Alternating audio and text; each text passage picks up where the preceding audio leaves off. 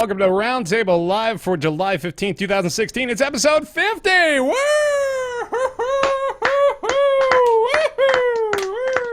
It's been a fun time. Hey. Sorry to announce that it's the final episode of Roundtable ever. Thank God. We did it. We did it.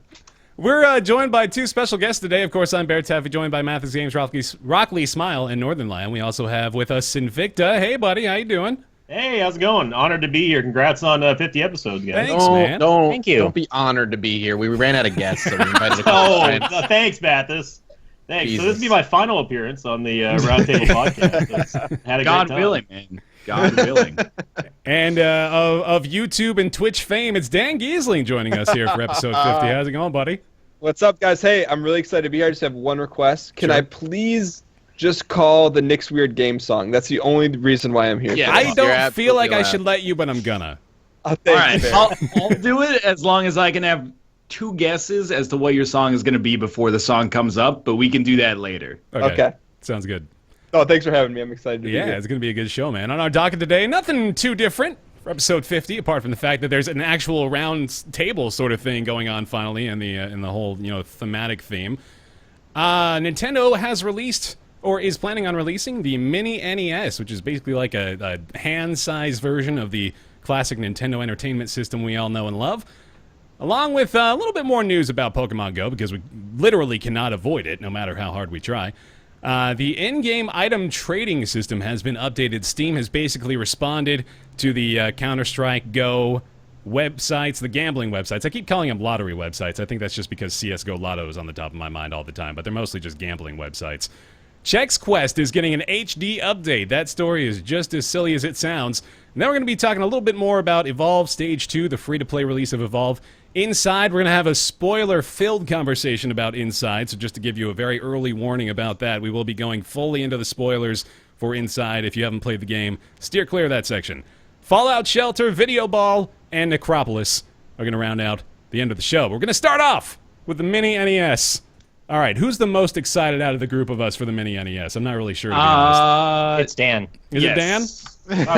I'm really fired up because I've been trying to restore my old NES, and I've been failing at it. So I ordered all these new parts, went to fix it, and then I had this weird dream about Nintendo and involving some women, and then the next morning wake up, and then here's the Nintendo doing good things for consumers. Like, they've killed it with Pokemon Go, and then this is like, I give it like a 9 out of 10. Why in God's name are you trying to repair your NES? Just buy a new one. Because it's for nostalgic reasons. I'm going to pass it on to my kin and be like, hey, You can this is what I grew up on.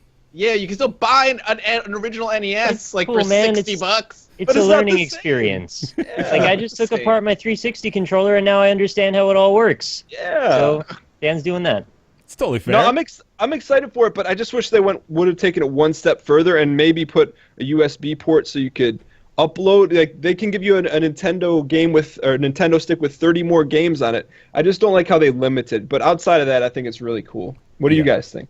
I am Well, the question is, who cares the least about the Nintendo NES update? It might be between Nick and myself then. If I was going to How do say, you we guys just- not care about this? I mean, for me personally, it's just like, who cares about No, having no, like no, another no, little we console can't. that only plays NES emulation? Well, like, Yeah, you could, that's for me too. Like, You you can can do all already- this already. yes, I'm not saying that I support piracy, but you could already get this. And also, there's the Virtual Console, and I've purchased all the Mario games on Wii and on Wii U, and going way back, bought them on Game Boy Advance for like the third time when they were all packed in together. It's like, I just don't care to have like a physical box, and I would like I'm to all not about own it. like I'm all about like just the collection of the old stuff. I don't want the small console. Like, I want to actually own like the old cartridges just to have Yeah. like a collection Yeah. thing. I don't really give too much of a shit about just having a Yeah. mini console. That is basically, like you said, a glorified emulator. Let me Right.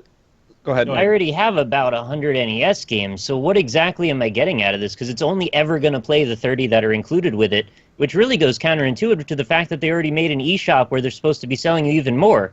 So why not hook that thing up to the eShop and let you download games to it? That seems like a bizarre move to me. Is there any confirmation that they've retrofitted the technology at all to be able to work on HD screens or flat screens, That's or is actually, it still? That's a question that I had originally because, yeah, like a lot of the time when you're trying to play these older games on an HDMI television or anything that's really not a CRT TV, you're going to run into some input delay and some issues there which I think sort of ruins the experience a lot of the time, especially for like, there's a lot of games on this list that require some really precise button inputs. These are old school games where back in the day you didn't really have a lot of room for error.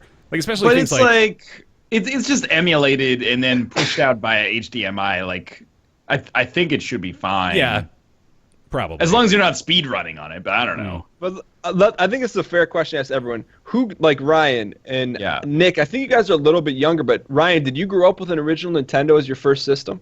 No, I was one generation after that. Like my first console was a Super Nintendo, but even if they announced like an SNES version of this, I think I'd just be sort of like, I don't really care. But that might just be me. So You're just what? a tough egg to crack.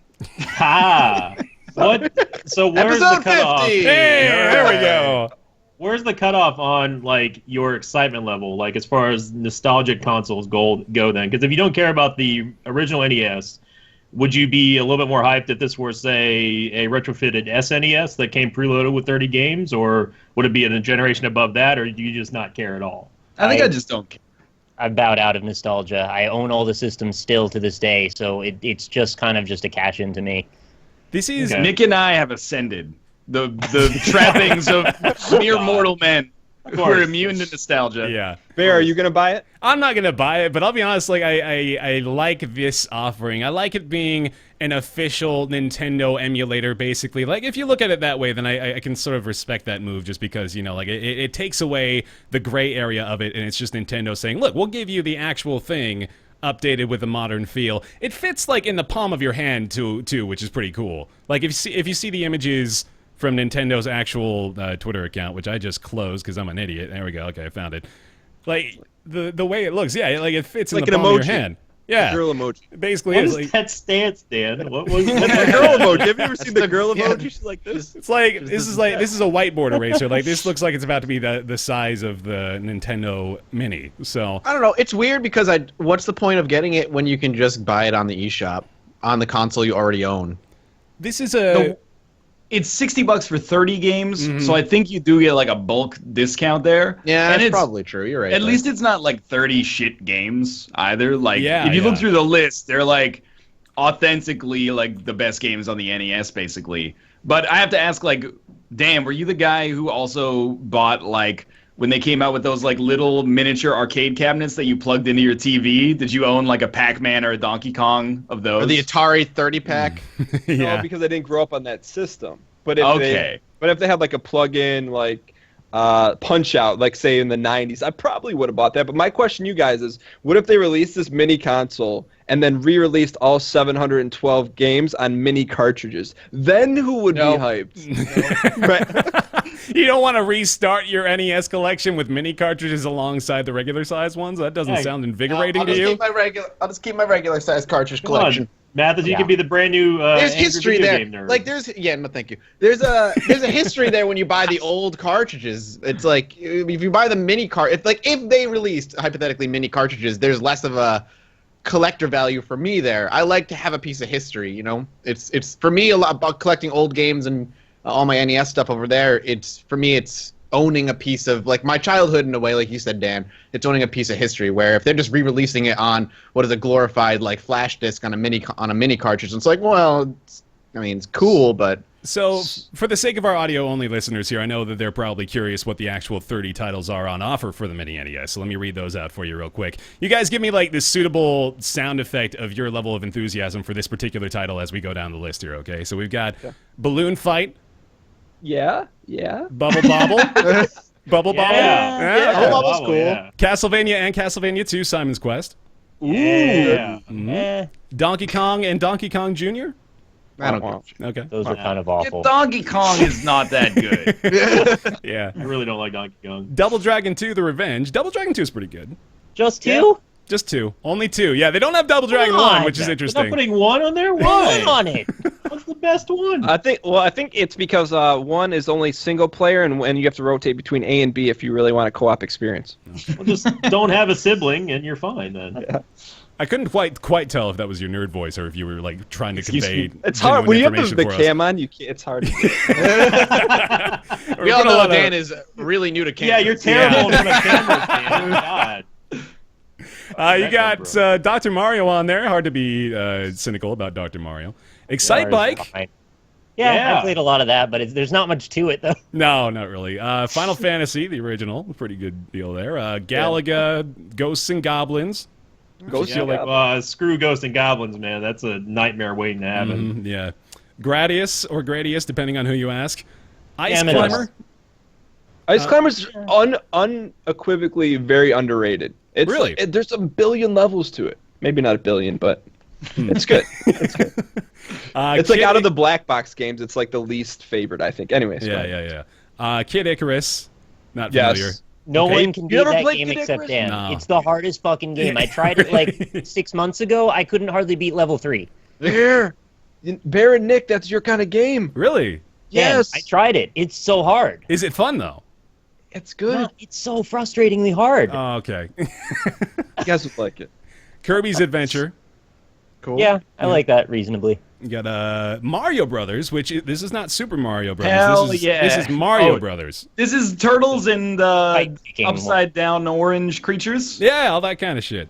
Stupid. You know why that is? Is because Super Mario Brothers 1, Lost Levels, and 3 sell like crazy on the virtual console still, probably. So they're like, why would I put this shit out? No, they are included though. Super Mario Brothers 1, 2, and 3 are also part of the package, but they Oh, do have. why did you bury the lead then? With the I was going alphabetical. I mean, you thanks a sort lot, of alphabetical order. pushed me in the corner there. Did you just refer to Super Mario Brothers as package this shit in there? Like you called Super Mario?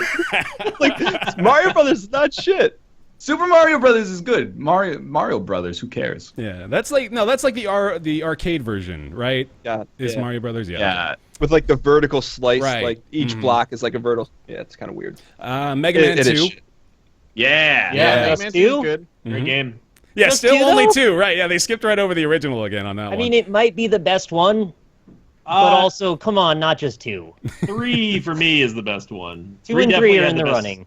I think The like best- 2, 3, 4, and 5 are all classics. Mega Man I- 3's soundtrack is one of the best of all time, in my opinion. I hear people talking about Mega Man 2 as though it's still like this bar that has been set in game design that has not even like been matched in recent years.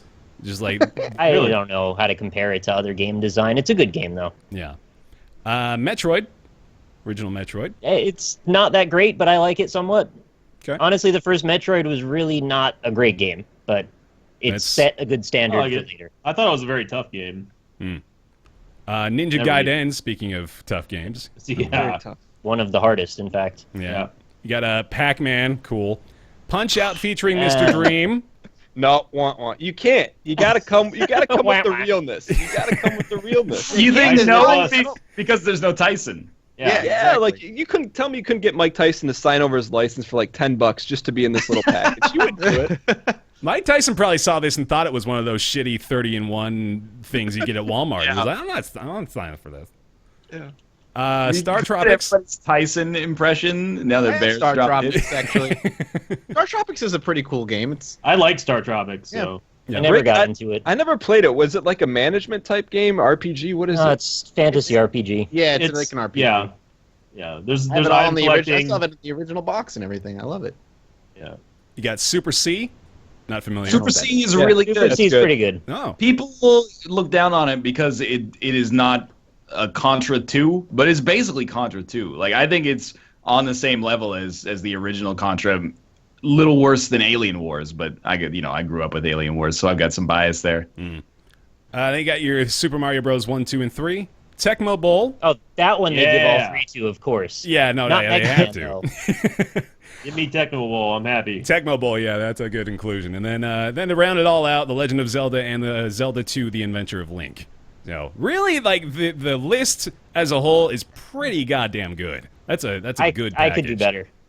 Oh, Nick, really? what's off the list that you would like to just squirt Well, in give there me a little minute bit? here to look through Squirt the it. whole library. Squirt it in the list. Just like Really? there's like this much room, you can squirt it in. Nick's got Yeah. a few. few jellies. All right, play. now I really Maybe did this- throw a couple Lolos in there because I quite like those. Anybody like Lolo? I watched this streamer. He plays. His name is Winnichuck Attacks. He plays that like almost exclusively when he plays NES That's a games. strange game to play almost exclusively. Yeah.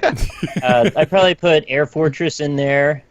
Okay. Never played that. What's Air Fortress? It's a side scroller that goes from like a sort of a Gradius style game to like your more like a Metroid style game, and then it goes back and forth. Guardian Legend I definitely put in there. Probably Battletoads because it's reasonably yeah, ubiquitous. you got to put Battletoads in there. I did forget about that. I'm surprised they didn't include any of the Ninja Turtle games, especially 2. True. Yeah. Mm-hmm. Yeah. It could be licensing.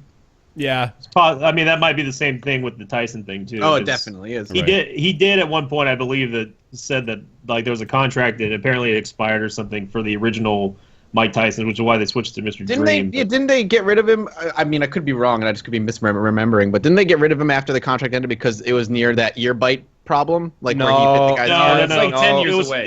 It was before that. It was was when it was okay. after the court. I believe it was Yeah. after the rape case. Oh, okay. Yeah, so Probably there a was little something- worse than the ear bite. Yeah, well, a little worse. Don't quote me on that. I don't know how accurate that is, but I remember that you're there was some legal proceeding that caused them to pull him from that. I got 3. I got Karnov. Karnov, Rygar. yeah, hell yeah. Mm-hmm. You guys ever play Rygar? No. Yeah, a little bit. That's a good one. Sky Shark is another great game that should have been on there. Highly underrated on the NES library. No Sky Shark. Tetris? Yeah. Yeah, Tetris. should be Tetris, on yeah, there, too. Tetris would have been great. Was there an NES Tetris? Yeah, Yeah. That's that and Game Boy were the first ways I played it. Didn't they come out in a weird cartridge? Like it was like folded up and it had like a different one in a gold box. You know what I'm talking No, about? that was Micro Machines and Zelda 2, I think. No, it was like the box was gold, but it wasn't a standard cartridge. It was like black and bent. You know what I'm talking about? It was like it had Russian writing on it. Tetris was You a get like regular a misprint Tetris cartridge that you're unaware of, man? You can sell that shit Tetris on is eBay. definitely a regular cartridge. And unless was there already- some sort of champion edition tournament thing. He was already bootlegging Tetris before bootleg were even a thing. Yeah. I'm I'm, assuming uh, that they have. When they say Super Mario Brothers 2, they mean the one with the turnips. And I'm always like, throw the Super Mario Brothers 2 Lost Levels in there, which Yeah. I think Yeah. is. I actually like it a little more than Super Mario Brothers 3, even though it's an unpopular opinion to some extent. I think that game's real good. You're on record with saying 2 is better than 3. Lost Levels is good.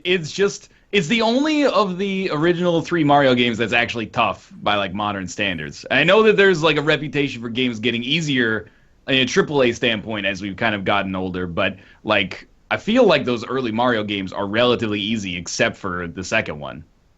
Not Turnip one, which is also okay.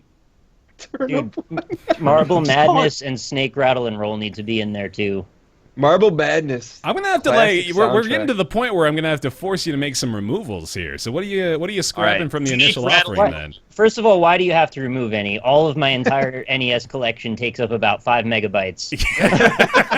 That's very true. That's a valid point.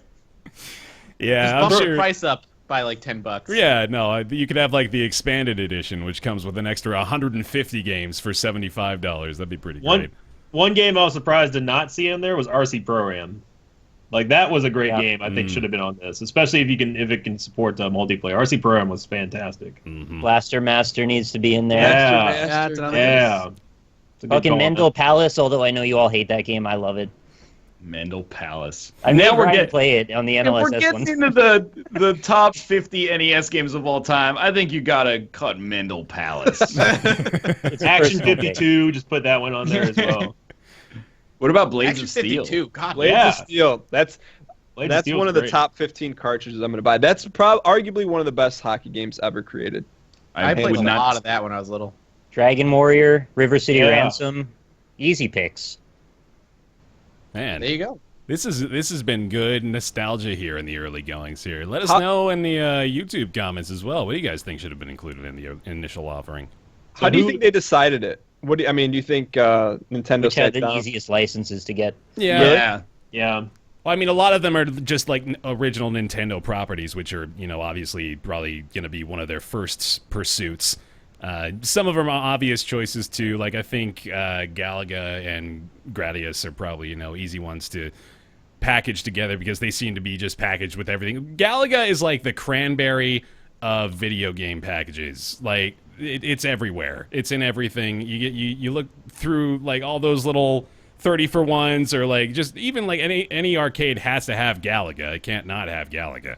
Galaga's everywhere.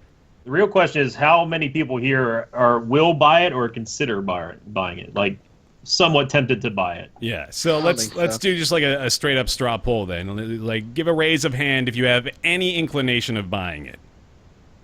Okay. So I'm glad you guys are here, because we would have been some negative Nancys were it not for you two guys. High five, Maybe Dan. it's only $60, which is, I guess, what this comes down to. If this is like $100 or greater than that, there'd be no chance. But because it's 60, I'm like, maybe. But I don't know. I think for me, it'll just be like, I'll boot it up like twice and play Punch-Out and then Super C. I value portability and convenience. I have my physical cartridges in a bin down in my basement, and I have emulated ROMs of all the ones I own. And I can play them on my PSP. I can play them on various other consoles. So, like, why? It serves no point to me. I've one really important question. When you open this thing up, what do you think is going to be inside where the cartridge is? A flash drive. It doesn't open. If I was gonna say, it probably doesn't open. To be honest, It actually doesn't open. It doesn't open? Nope. You can open it, like... No, it can't. It's not like if you crack into it, battery acid's gonna pour out or No, something. but he's talking about like the front flip. I'm talking yeah. about the... Oh, okay. Yeah, that's He's all talking like about the you can game, see like- in the image. It's all just like sealed off. It's not an actual lid that you can open up. Really? Yeah. It's just like an emulator box. You just plug Why it in would and they play. do that? That's like Yeah, you open it up and it just shoots acid in your face, Ryan. That's exactly why they say they can't open it. You know those like bullshit ads that are like, we cracked into a D battery and there were just like 6 AAA batteries into it. If you actually pry open the mini NES, there's just a really tiny NES in there, and then like all of the cartridges. It just explodes. like those food That videos on Facebook. exchanger or something. I Yeah, think definitely like crack into a D battery. By the way, you will hurt I had a- yourself. I had a friend who beat a battery with a baseball bat as a kid, and he got acid all in his face. True story. That's a lot of sense. It's a really strange He idea. put it in a vice first. It wasn't a wise decision. Anyway, It's like a YouTube video.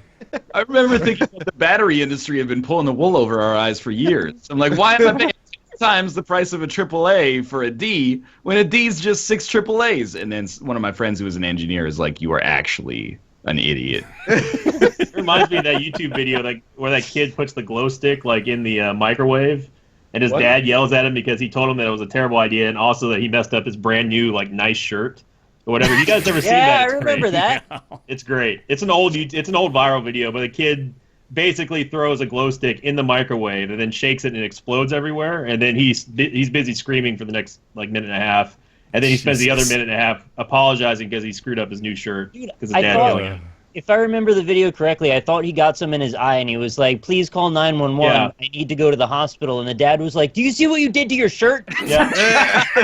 Seriously, his dad is more concerned. He's more pissed off because his idiot son, did something he told him not to, and he messed up his new nice shirt. He kept like putting the emphasis on nice shirt. It was great. It's really It was weird. great. You need to. If you haven't seen it, you definitely need to. Nice shirt. Now, you guys go ahead. There was one where a dude bit through a glow stick and got it all in his mouth, and then he was Yeah. like worried he was gonna die too. What are people doing with these glow sticks? Just keep them out of your mouth. 5.8 million views. This has got to be the correct one right here. They used to make candy that looked like glow sticks. Do you guys remember those like wax with liquid in it? You know what I'm talking Yes, about? I do actually know what you're talking. Yeah, you I bite the think, top yeah, off and you drink it. Yeah. That was not the only that's a thing. recipe for fucking disaster to teach kids to start doing that. It was like video baby was- bottles or something. This video is uploaded by a guy named Dave Matthews Band 4. oh God! Did it just pop? It just blew up I'm all so over his glad you're nice just shirt. watching this His right nice now. shirt. His nice shirt. I didn't mean to bring us on this tangent. It just reminded me of Dan. Yeah. He picks it up and then he shakes it, and it's just like a scene from Prometheus or something. Yeah. But I mean, on the subject, since we do have Dad Gheesling here now, Dan, what would you do if Desmond did that to his nice shirt? If you told him to not do something incredibly stupid, and then he does it anyway and screws up his nice shirt, would you be more concerned about your son's health, or would you be mad because he? Oh screwed no, up? Dan's watching it now too. God damn it! It's like a nuclear bomb going off. Glow stick goes up in kid's face. What's your parenting plan, Dan? Yeah, what's the Dan Gheesling method for that? I haven't even got that far. I'm just trying to get my my Nintendo fixed so I can give it to him when he's of age. So. That's my number one Fair concern enough. as a parent right All now. right, right, it's the all mini NES. It's $60. It's going to be available November 11th for those that are actually interested in getting it. Oh God, Dan's loving it. This is why he's Dan memes. If What you a go to like face. 2 minutes, I hope the guy's okay. But at like 2 minutes and 50 seconds, the kid is just like, ah! So good. All right. I think that's the best face I've ever seen Dan make. Actually, Why haven't you started a React channel yet? You gotta Hey, make geez, those Dan millions. reacts. Oh, Now, I'm glad that I brought this tangent up now. It was all worth it to see Dan Oh, talk yeah. down about it. highly recommended. Oh man. My Good God. video. Well, let me move us on. So Oh. Nintendo's been doing well, guys. I don't know how much you know what? I think our pep talk for them last week was probably enough He's to. watching it. He just has it on loop. I'm sorry. I'm sorry. Okay. Sorry. I'm sorry. Okay, I'm done ruining the podcast. No, it's Sorry. No, it's fine. fine. You can't ruin this. It's unruinable. Last time me and Dan will ever be on the social viewing, podcast. that is great for Twitch. Social Yeah. viewing. Yeah. Pokemon Watch out Go! Pokemon Pokemon Go, Go. everybody! Woo! How about Woo, that? yeah. Huh? Pokemon Go has made $14 million already. It came out last week. This is absurd. There's just like I'm looking at all the different numbers, data, like the records it's breaking and all this stuff. It's sort of it's hard to comprehend just how popular it is right now. Like we talk about it like it's everywhere, but the search trends in particular, there's this image that's been crawling around of how Pokemon Go's search trends have like skyrocketed. They're more popular than like the Coney 2012 search terms were than Donald Trump this No, year. they're gone. They're gone? I can't help it. It's when Dan gets started, it spreads. It's viral. I feel like we should know Dan well enough by now to not have to like introduce him to a funny video. I have to close it. I'll keep You do have to close it. I thought you had closed it.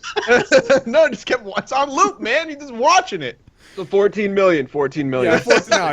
Don't you sit there acting like you've been listening to me for the last minute and a half. Nintendo's stock price has shot up through the roof. They're breaking all kinds of records here. It's nuts, man. Like, so give me your inside scoop, Dan. Have you been seeing everybody on the streets playing this shit? I saw a kid. He was camped out. Like, there's a park probably about 4 blocks from my house. The kid was just camped out there. I left in the morning, go to my office, came back. He was there the whole time, just collecting Pokeballs. I'm like, hey, this kid's got a bright future. I don't know if he does. I don't think that's how the game works. I think you're supposed to move around. You gotta hatch your eggs, man. You gotta walk. Yeah, Yeah, you gotta no, get those Mike. kilometers in. Yeah, but you can access Pokeshops every 5 minutes, so why wouldn't you? Oh yeah, he might be like in that Bermuda Triangle of Pokestops, right, where he's just Excuse me? making the rotation.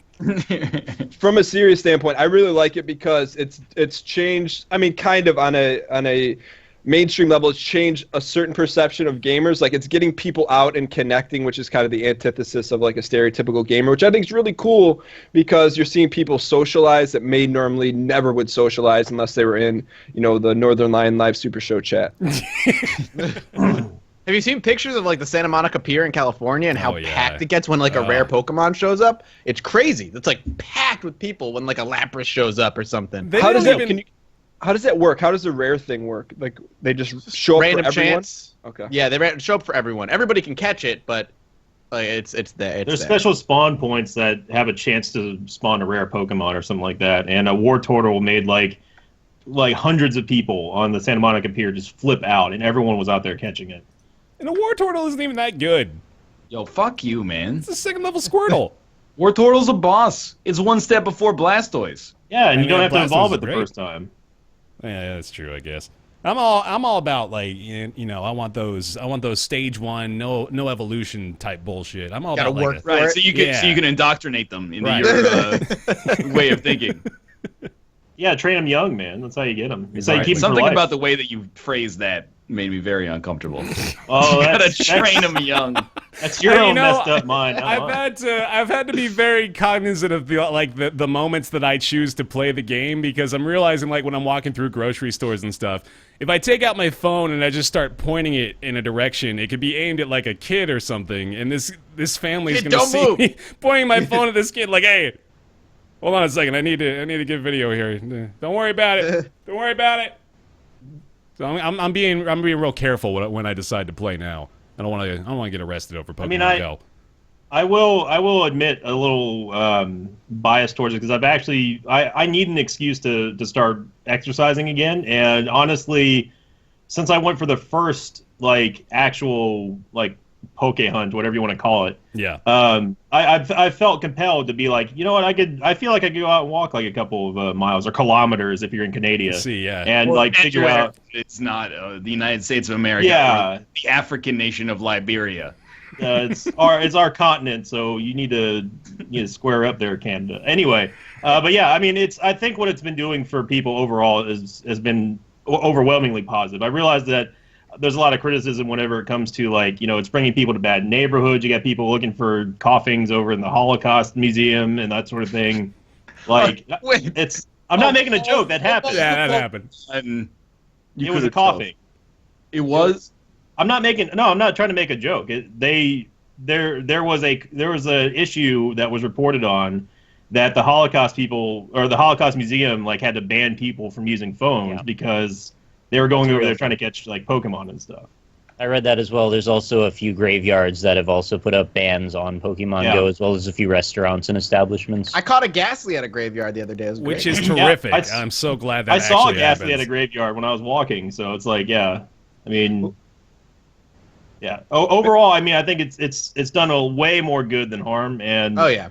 it's going to be one of the things that, like, 10 years from now, people look back as like, this is another landmark sort of like transition for gaming, to where we're going more from a traditional, handheld console or sitting down to more of an ARG sort of augmented reality, In a trend. way, it reminds me of the original launch of Pokemon back in '96 or '97, where it created this huge, like, sweeping wave of it socialized a lot of kids in different ways with Pokemon originally, because you got to trade, you battled kids that you never maybe would have met in just like in groups. And in a way, Pokemon Go is very similar to the gamifying of education, where you take something that is inherently boring or people don't want to do because hey, not a lot of people like to exercise, man. Exercise isn't necessarily the most exciting thing in the world.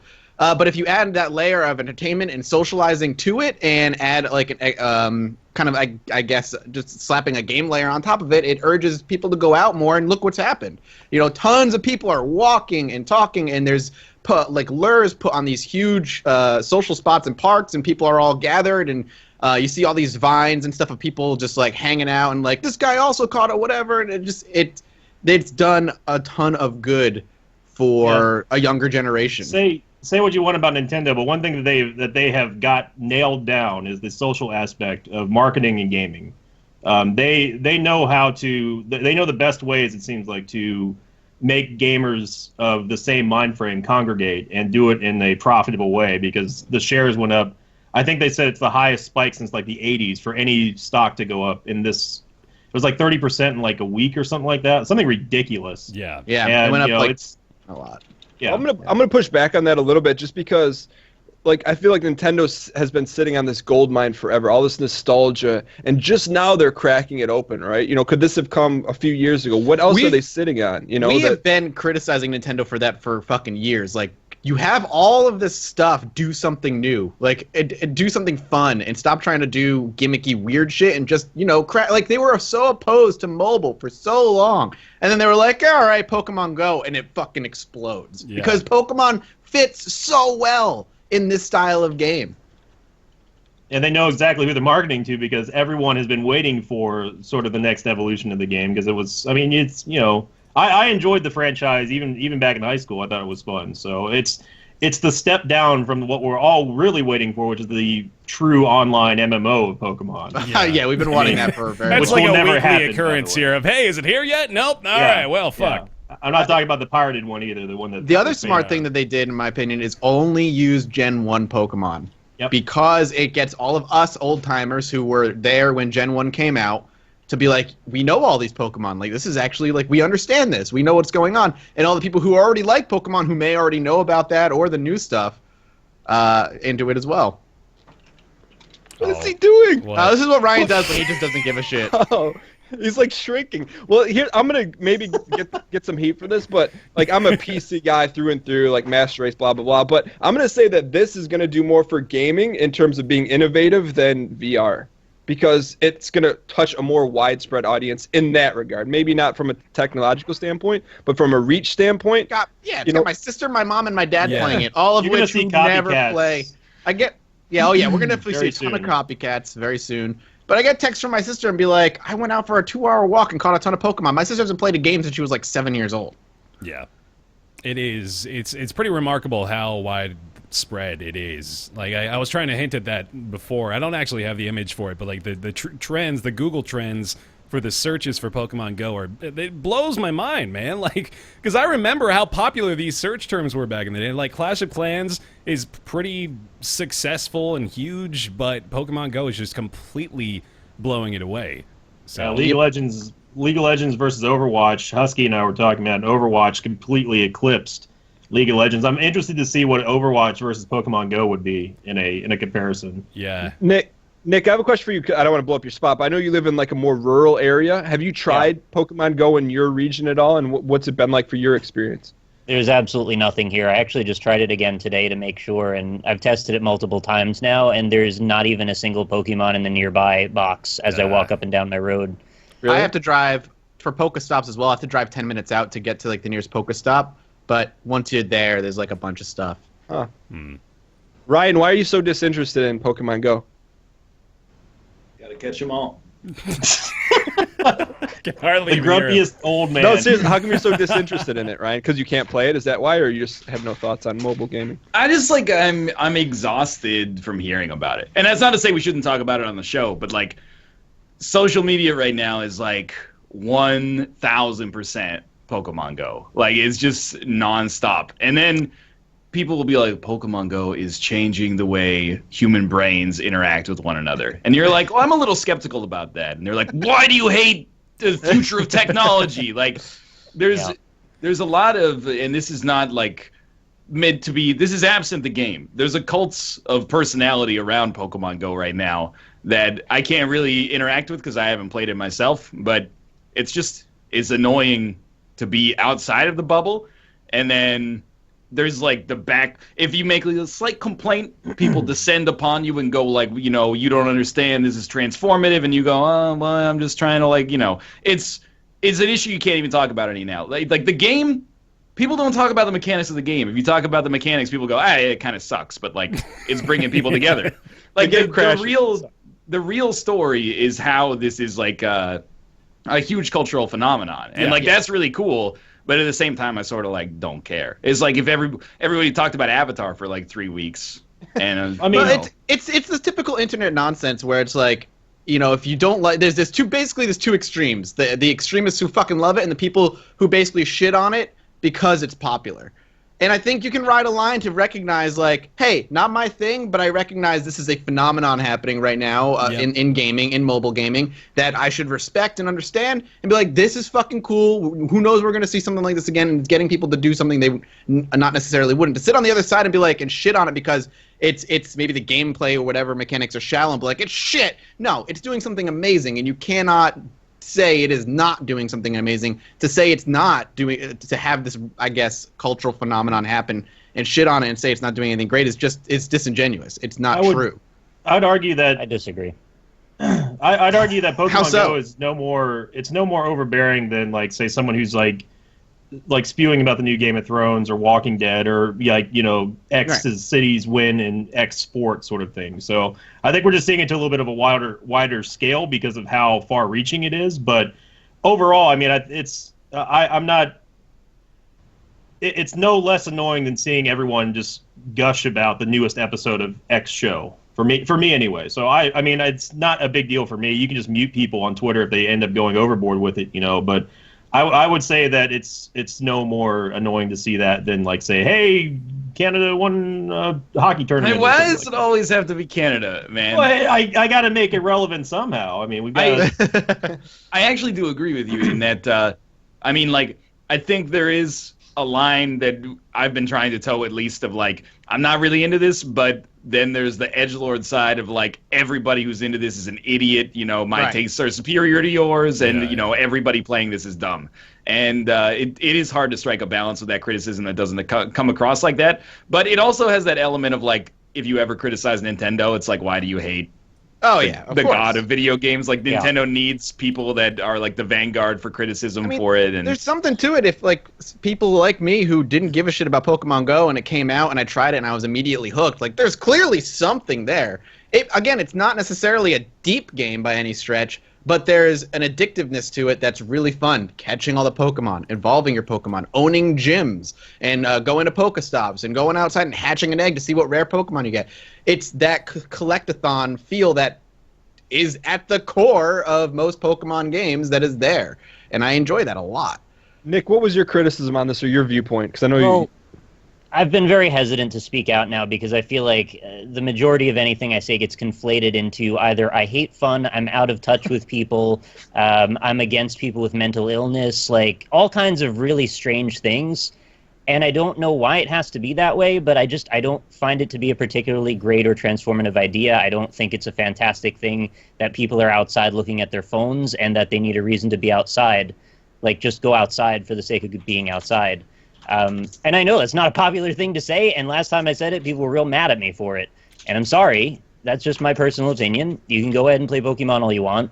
I think like what Mathis said was that it's disingenuous to say that there is not a phenomenon happening, right? Like, you got to acknowledge that there is some sort of wildfire spread going on of this game that is sort of unprecedented, like in terms of popularity up to this point, at least.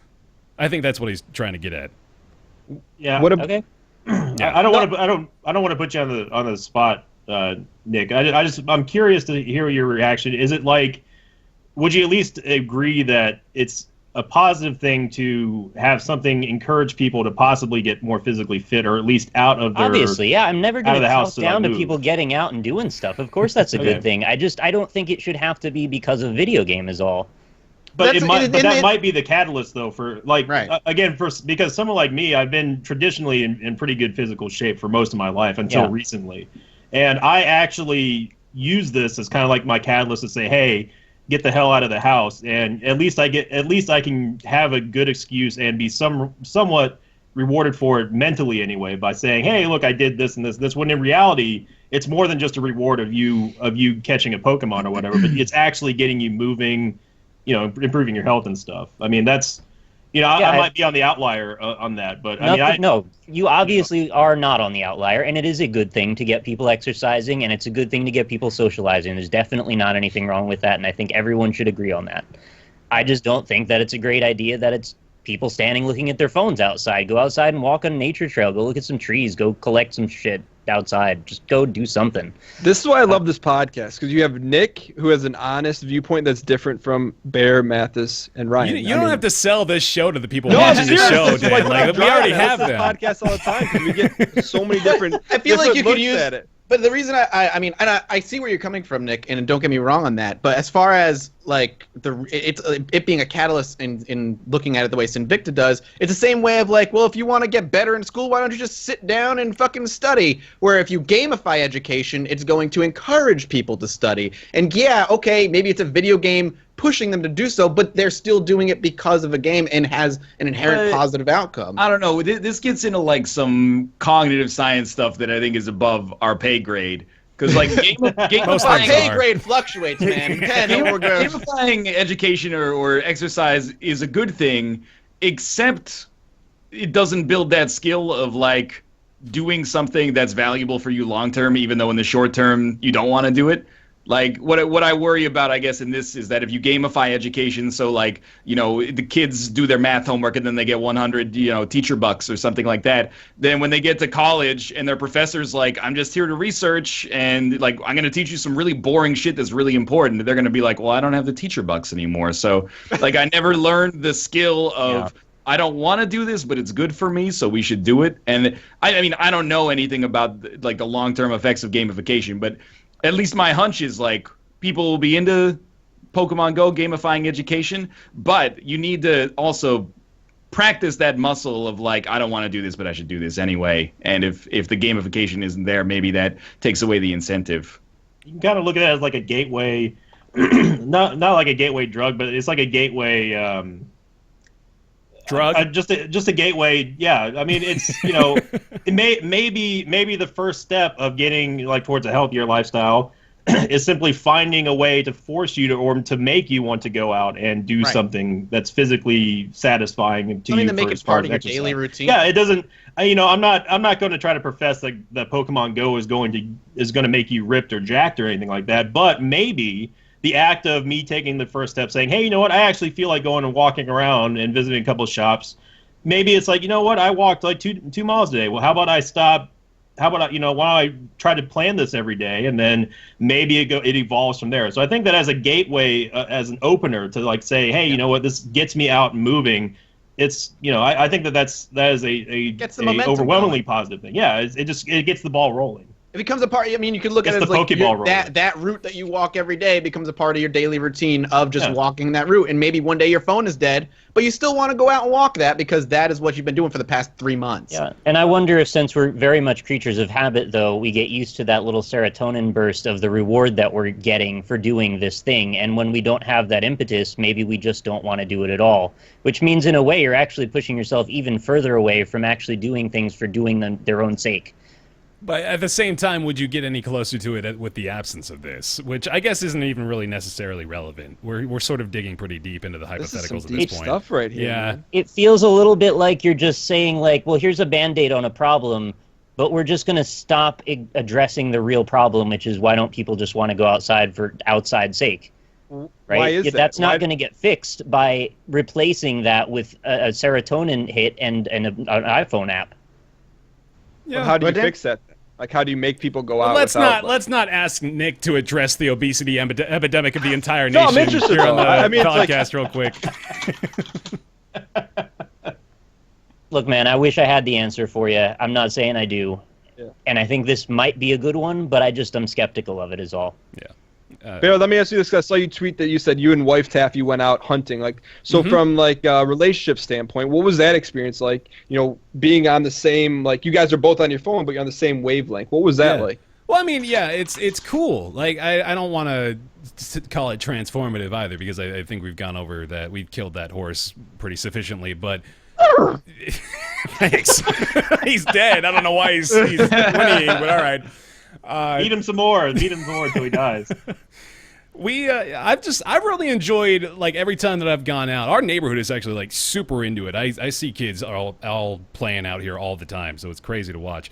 But we have just, like, met people on the street that we have struck up conversations with that we probably wouldn't have otherwise given the time of day. Not that we're, like, assholes, but we just don't really talk to people, especially strangers that you come across on the sidewalk. So it's been really awesome to have those interpersonal experiences because of the game, and it makes it really easy to talk to people, too, just because you have such a convenient icebreaker that really just eliminates all the normal social awkwardness that we all experience every day. So yeah, I am just I'm a net positive about it through and through, man. I think the game is kind of dumb to be honest. It's really not extremely interesting, but the concept of it and the way that it is played out just as a cultural boom has been really cool to see and kind of cool to be a part of too. Like it's a part of history that's really interesting. It's interesting that one of the biggest complaints I see is people are outside, but they're on their goddamn phones the whole time, just looking at the phone. And I'm just like, what the fuck's the difference then every day? That's what people are doing when they're walking the sidewalk every fucking day. The standard. Instead of texting and looking at Facebook, people are using Pokemon, and they're, like you said, it's easier to start up a conversation with the person next to you who's also playing Pokemon. Because you're not texting, you're just like, I'm catching Pokemon, and you're like, oh, you're playing Pokemon too. What did you catch? I tweeted this the other day that I wish this was around when I was in like 7th grade, when I was terrified of talking to girls, because this would have been the best thing in the world for me. Like, I would see girls in my class playing this, and I'd have something to talk to them about. That would be amazing for me as a kid. Check out the size of this Squirtle I caught. Oh, yeah. Man. Oh, there's the I'm gonna Squirtle make joke. one bold prediction. I'm gonna say at the next PAX, so PAX West, you're gonna see like a massive Game of Thrones type Poke battle where you have people fighting over like a gym. Yeah, everyone's dressed PAX red, West. blue, and yellow. Yeah. I'm calling that right now. PAX West is going to be a gym. There's no doubt. I Yeah. have no Here's, doubt that like, it'll be a gym. I'm not anti-Pokemon Go. I think being like neutral on it is seen as being kind Yeah. of radically anti-Pokemon Yeah. Go. Yeah. But it's the only reason that I get even like I find it abrasive is because of the fact that everyone's talking about it. And I think if you replace Pokemon Go with like, you know, quinoa or something like that. If everybody was talking about quinoa and they're like, oh, quinoa is so good for you. It makes your like gut have much better flora. Oh, I love Ryan. And like, you know, people got together and they had like quinoa parties and they're like, I've been trading quinoa recipes back and forth and you didn't like quinoa, you'd be like, shut the fuck up about quinoa. I'm No, so I'll be sick honest, of hearing I'll be about honest, quinoa. If quinoa was having as big of an impact, or at least was being as big of a phenomenon as Pokemon Go, it would still be, in my opinion, interesting to watch that happen. Yeah, if 1,500 people came together to talk about quinoa on Santa That'd be Monica crazy. Boulevard, I would be really interested in that. That- You're really reaching here. I I would just look at want this to point tweet that and be out. like, what the hell are these people doing talking about quinoa on the Santa Monica Beach? See, I get Nick's like viewpoint. I don't understand yours. Like I'm getting the feeling you don't like it because it's popular. No, Like, I'm Nick, just- I understand. I'm like Pokemon Go agnostic, basically. Is like Nick and I were also the ones who were like, I have no interest in the NES Mini because for whatever reason the nostalgia doesn't hit. So like, I actually feel no pull to play Pokemon Go. I feel no pull to be like, oh, it's a societal scourge or something like that that's eroding our actual, our Ryan's the ability. Dr. Pepper But of it's- Pokemon Go. It's clearly not just nostalgia when my fucking parents who never played video games in their goddamn life are playing Pokemon Go. They have no attachment to Pokemon. But the at all. game's like, I mean, it's like not very good, right? By our standards, though, like just like for someone that's never played a game before, that very simple interaction may be pretty satisfying. Like that alone may be enough. Of a It game satisfies for me to them. collect. Like I just like collecting them. Yeah. For me, it's just, I mean, we talk about this all the time. It comes down to like mechanics for me. Like I have the Vive. When something cool comes out for the Vive, I play it. Otherwise, I'm not interested in putting on the Vive headset and playing like a game that's like a 5 out of 10 in that environment. It's the same with like Pokemon Go. It's like if a lot of people are into it, that's what makes the experience, I guess, is that like emergent gameplay of like the real game is outside. Yeah. That's Well, cool. yes, that's the Like, point. Yeah. And that's I'm a really into good that, but point at the too. same Actually, is time- that like if this were a lot less popular, it probably like we'd see it at face value. I think a lot more. If there were only like a handful of people out playing Pokemon Go every now and then, it wouldn't be nearly as big of a news story, obviously. So yeah, I think that is a lot of it, and I think we've nailed that a couple times doing that. We're not even necessarily talking about Pokemon Go. We're talking about the phenomenon of Pokemon Go. Yeah, I really kind of resent the pushback that people don't really get the nuance of my opinion and want to characterize me in some way that I'm not trying to say. Like the fact that people have come out and said that I'm against people with depression or people with anxiety. I suffer from both of those things. I take pills for those things. I obviously yeah. don't want to marginalize people with anxiety. So Yeah. like, why would you say that? I just don't happen to like this game. I don't understand why we have to make that jump, or that I don't like fun, or that I'm out of touch. Like, this is my Well, opinion. We all know Or you that don't you're- like Nick, fun. I've seen Come you on at now. PAX. You like fun, man. You like a lot of fun. Anyone, I don't know. who judges you negatively for your opinion Yeah. is not No, worth we- listening to. It's Yeah, all- exactly. Yeah. It's Time all will tell about Pokemon, trend-wise. really. Time will tell trend-wise if this ends up having like staying power. But I don't have any interest in having a conversation like 4 days. I guess it's a week now after the game came out. But I don't have any interest in having a conversation of like how will this change the face of the industry forever? Because like I don't know. Let's give it like 1% of forever, and then we'll take a look at it once we've got some more information. But That's like 4 million years. Here's like Dan said he thinks it's going to be a bigger trend than VR. It's a lot more accessible. I agree I with meant that. accessible for a widespread population. But I free. also wonder, like, where do you go from here in the short-term future? Like, you already have one of the biggest companies on Earth mining, like, a beloved franchise. What comes out that, like, expands on that and then, like, draws more people in or creates a better experience? Like, are people as interested in a game that's 4 times as good as Pokemon Go but has 1/1000th the player base. Is that as interesting? Is Pokemon Go as a 6 out of 10 game with 100 million people playing it better than a 10 out of 10 AR game that only has 10,000 people playing it? It depends who you're Mechanically? asking. Yeah, it really depends because some people may not care that a game is better.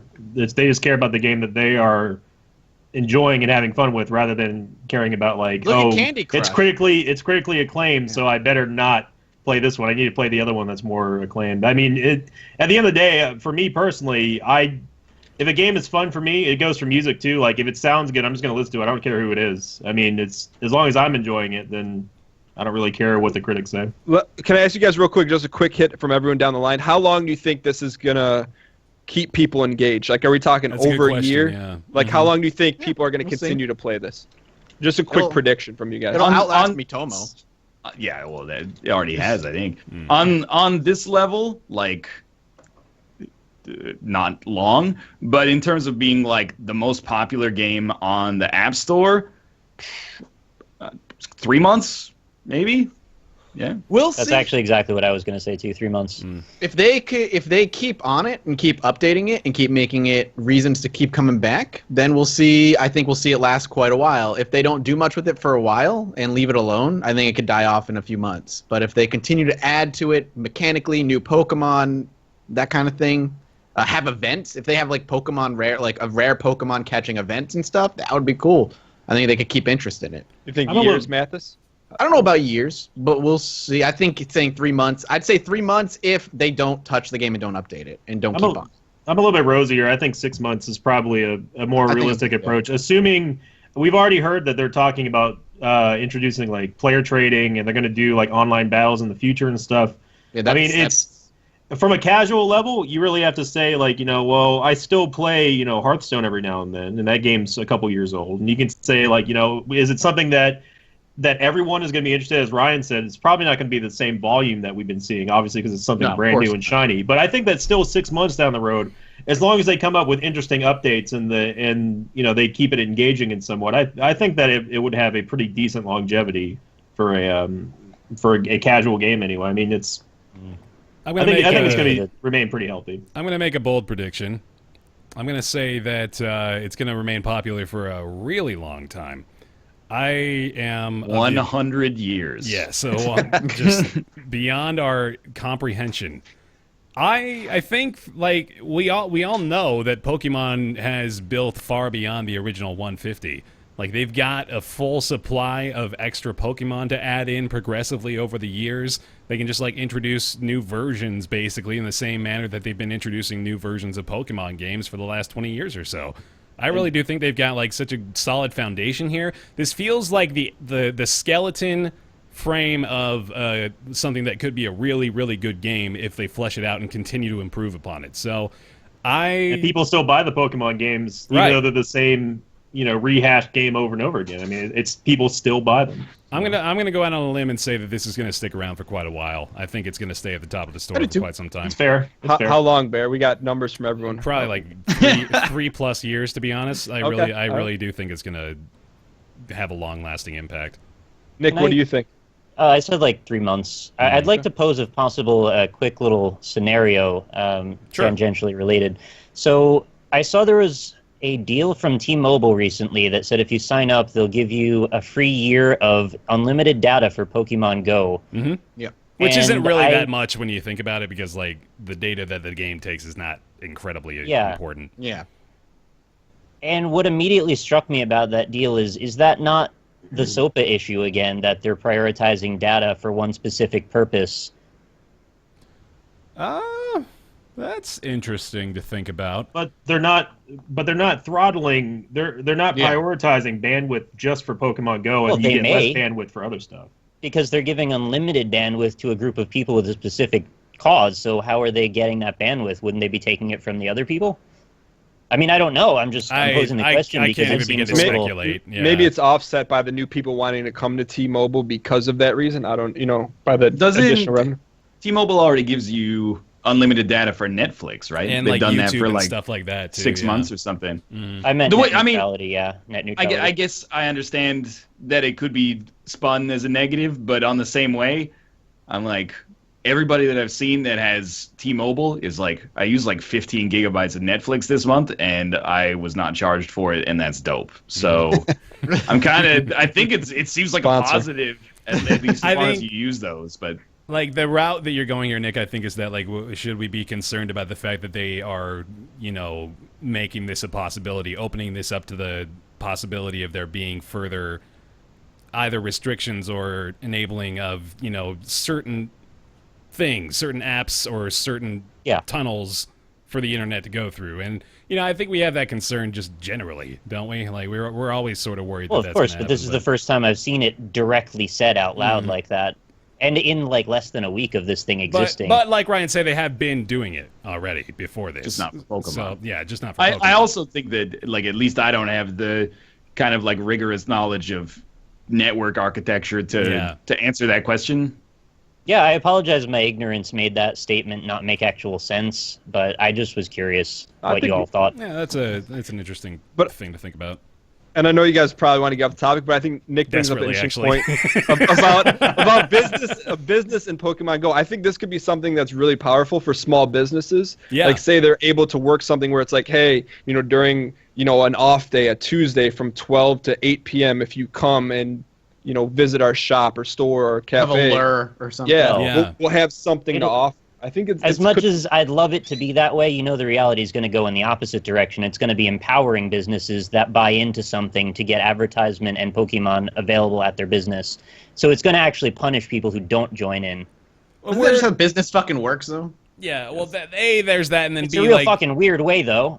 we said this the You other gotta day, buy like, digital animals? let's wait until they fuck it up to judge them for fucking it up, right? Let's That's give where them I the come opportunity to show us that they are not trustworthy before we begin to get the pitchforks If the ready. potential's there, it will be exploited. This is going to happen. I Guaranteed. doubt it. This but is why okay. I always love Nick's perspective because he's like anti-business, not anti-business, but that side of the coin of business, and I'm on the other. But He has- I appreciate your viewpoint. He has a very realistic yeah. viewpoint of. I don't want to I'm say I don't skeptical, want and I'd like to say pro-consumer, if possible. yeah, I don't That's want to just- put words in your mouth. It just in a world where that's how business has been working for hundreds of years. Like, you got to spend money to make money, and if you spend money to advertise on Pokemon Go, you're going to make money in the long run. That's just That's just how you have to do it. Yeah. It's Like, like, you gotta be like, you already have, like, you know, 60 years ago, like, color televisions come out, and you're like, oh, well, businesses are going to start buying, like, color televisions because that'll attract patrons. Now this business has to buy a color television too. Like,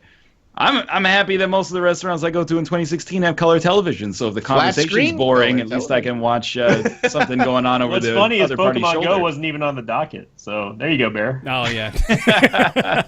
That was a good 30-minute segment. All right, well, we are going to move on. I'm going to push past that like a fucking freight train into the Steam API changes, which at face value probably doesn't sound that interesting, but there are some very interesting implications of this.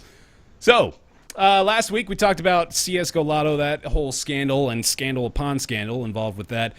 Steam has effectively responded to that situation with this little announcement posted here. I'm going to read a little bit of it verbatim.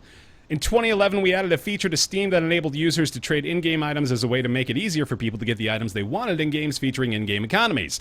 Since then, a number of gambling sites started leveraging the Steam trading system, and there's been some false assumptions about our involvement with these sites. We'd like to clarify that we have no business relationships with any of these sites. We've never received any revenue from them, and Steam does not have a system for turning in-game items into real-world currency, which is true, but as we all know, there are ways to do that with third parties. So these sites have basically pieced together their operations in two-part fashion, blah, blah, blah. The issue here is that using the open-end API, or sorry, the OpenID API, and making web calls with Steam users that these websites create, so they'll create Steam accounts in order to house items for these websites. That's the issue here. That is against the Steam terms of service. So Steam is going to start sending cease and desist letters effectively to these companies to let them know that they are no longer able to do this for their sites. This effectively is going to kill the Counter-Strike Go gambling sites as they operate right now. So it's left to be determined whether or not they'll just have some sort of plan B in the works to take care of this, but at the moment it certainly seems like Steam is basically putting an end to this entire operation. Responses? I mean, personally, I find the CS:GO gambling very entertaining. However, for adults, my problem is I'll watch it. I've always wanted to do it. I've never done it, but I just think it's so dangerous when you have people streaming it and you have young kids watching it. You know, I'm going to be on a soapbox for a second. I just think it's not a good thing to ingrain kids in gambling at such a young age. However, I think there should be a way to do it legally, because you know, it's people's money that they put into a game. Why can't they do what they want with it? But I just think it's so unregulated right now. I'd rather see it gone because I just think it can impact kids in ways that we have no idea. It's just something we've never seen before. Mm-hmm. I could agree with that. Steam was going to do something. Yeah. They had to. I mean, it's... Yeah, sorry, go ahead. Go ahead, Mathis. I'd say the class action lawsuit was going to force them to fucking do something. So they just got ahead of the curb. Yeah. It just seems like they didn't act until this became a big thing. And like I also it's typical I think Valve though, right? Yeah, it should also be pointed out that there are still games that you play via Steam that like have gambling. Like they have Full Tilt Poker on Steam, and you buy chips to play with in the game. Again, available through and on Steam. So it's kind of like, well, if they're so against the sort of like thing, I'm not encouraging gambling either way. But I mean, I used to play poker for a very long time. It just comes off to me as a little disingenuous. Like, well, you know, we're taking a stance that we don't want people using Steam to gamble or anything like that. Well, how about some Full Tilt Poker? What's interesting is that like the language that they use in this update, they never explicitly say that they are against people using Steam to gamble. Like they have this very technical jargon saying using the OpenID API and making the same web calls as Steam users to run a gambling business is not allowed by our API nor our user agreement. So like that's the only instance in this update in which they actually tell you that like this is the rule they're breaking. So they never like directly say no gambling is allowed. What are you watching now, Dan? What the hell, man? We're back on the glow stick Are again. you watching the glow stick video? I didn't say it. You better be honest with me if you're watching that right now. No, he's not. No, Ryan's doing his whole. Ryan's memeing up chat, and Dan is God, king, okay. so he's just I dying. wasn't saying that. I didn't want to ruin the audio. I was just being quiet. You think I can't see you out of the corner of my eye rolling around in your fucking chair like this? Have you guys ever watched the gambling? Have you guys seen any? No, never. No. I'm the only scumbag that's going to admit that I watched it. I'm not calling you a scumbag. There's nothing wrong with watching it. Everyone's like, no, I would never watch that. You I guys didn't know there was sounded- a market to watch that sort of thing. So I yeah, didn't know. there's Sorry. I found it just a little bit frustrating that it took until there was a massive incident for them to weigh in on it, but I'm happy they did, and I'm glad that Twitch also weighed in on it so quickly. I mean, this only just broke last week, and we've already got something at least pushing us in a better direction. But it was totally unacceptable that it had to come to this. I'm just happy that we're moving on. Well, that's what I was agree with you. That's what I was sort of getting at there, is that it doesn't seem like Steam really had a way to... well, no, I mean, I guess this has been going on the entire time. They probably could have said this a while ago, the part about, you know, the OpenID API and all that stuff. That's been happening for a few years. So, yeah, it really did take, I guess, just the media storm to really get them to do something. But, yeah, as you mentioned, I think it's just... Overall, probably for the better that children are no longer allowed to gamble for hundreds of dollars worth of Counter-Strike skins with basically no legal recourse. Yeah. Let me ask you guys this, based on your opinion of Valve, if there wasn't this big blow up with, you know, these prominent YouTube and Twitch personalities, do you think Valve would have addressed it had there not been this explosion because of... We kind of had this conversation last week, didn't we? Oh, sorry. I mean, I wasn't. Valve wasn't going to do anything unless they were forced to. That's just how Valve works. Yeah, I mean, I kind of understand that. Like, Valve is in the business of doing other things. Like, they're in the business of running Steam, Cashing checks, checks, exactly. Driving a dump truck up to the bank with $2.50 purchases. Yeah, not making that many games, but, you know, continuing development on Dota 2 and CS:GO. And they were of course. passively profiting off of this anyway. Right, but also is like, you know, we're all like human beings. Sometimes we don't take notion or take it on ourselves to like improve our own lives until we talk to somebody else and they go, hey, like you're really letting yourself go. And then we go, oh, okay, I got to do something about that. Like I sort of feel like Valve was like, well, they acted in a fairly timely fashion with respect to the controversy. So I think it makes sense, but I tend to attribute stuff like this to ignorance instead of malice for the most part. They're like, hey, people are making money, we're making money, what's the problem? Then when there's a controversy, they're like, okay, well, we should tighten up on this now. Yeah, I feel they wouldn't have done anything unless something big like this had to happen. It's a little. It comes off as a little odd that they said that they don't. I mean, obviously they don't directly work with these sort of things, but they can't claim that like they weren't like profiting from it because they were selling. They're selling the game. You have to have the game in order to get said skins. They're the one who's making the skins and then sort of driving that sort of market as well. So Yeah. I'm not trying to conspiracy theory it. It's just. I really truly don't think that they would have ever done anything until something like this had to have happened. So I'm with Nick on that it's a little sad that it took it to get to this far, and the future ramifications of what happened will never really truly be known. But it's good that they stepped in the way that they did. I don't think that they would have done anything until something like this happened. I don't even have chat open, but I can just tell you two motherfuckers are scheming. They want to see Dan. Total Biscuit wants to know if Dan is wearing a old ass Total Biscuit shirt. And Dan Oh. He's in the chat. I don't have chat up. I thought it was a BaerTaffy shirt, maybe. If I Oh, it's guess open. the song that Dan wants me to sing for Nick's Thank you. Weird Games, Dan has to show the shirt. Okay. All right, that's good. Show the shirt. Well, that's not till Show later. the shirt. That's not till later. Show the shirt. Yeah. Show the shirt. I have to feel like if you owned a Counter-Strike, like, let's just assume that you owned a Counter-Strike Global Offensive lottery website. You must be, like, really pissed at CSGO Lotto, right? You're like, you ruined this good thing for everybody. It's like how I feel when, like, YouTubers get raked over the coals publicly for not showing disclosure, and then all the tweets started pouring in from writers that are like, hey, these are the people that are like running the industry now, these are the opinion makers, you did it to yourselves. And I'm like, don't lump us all in there.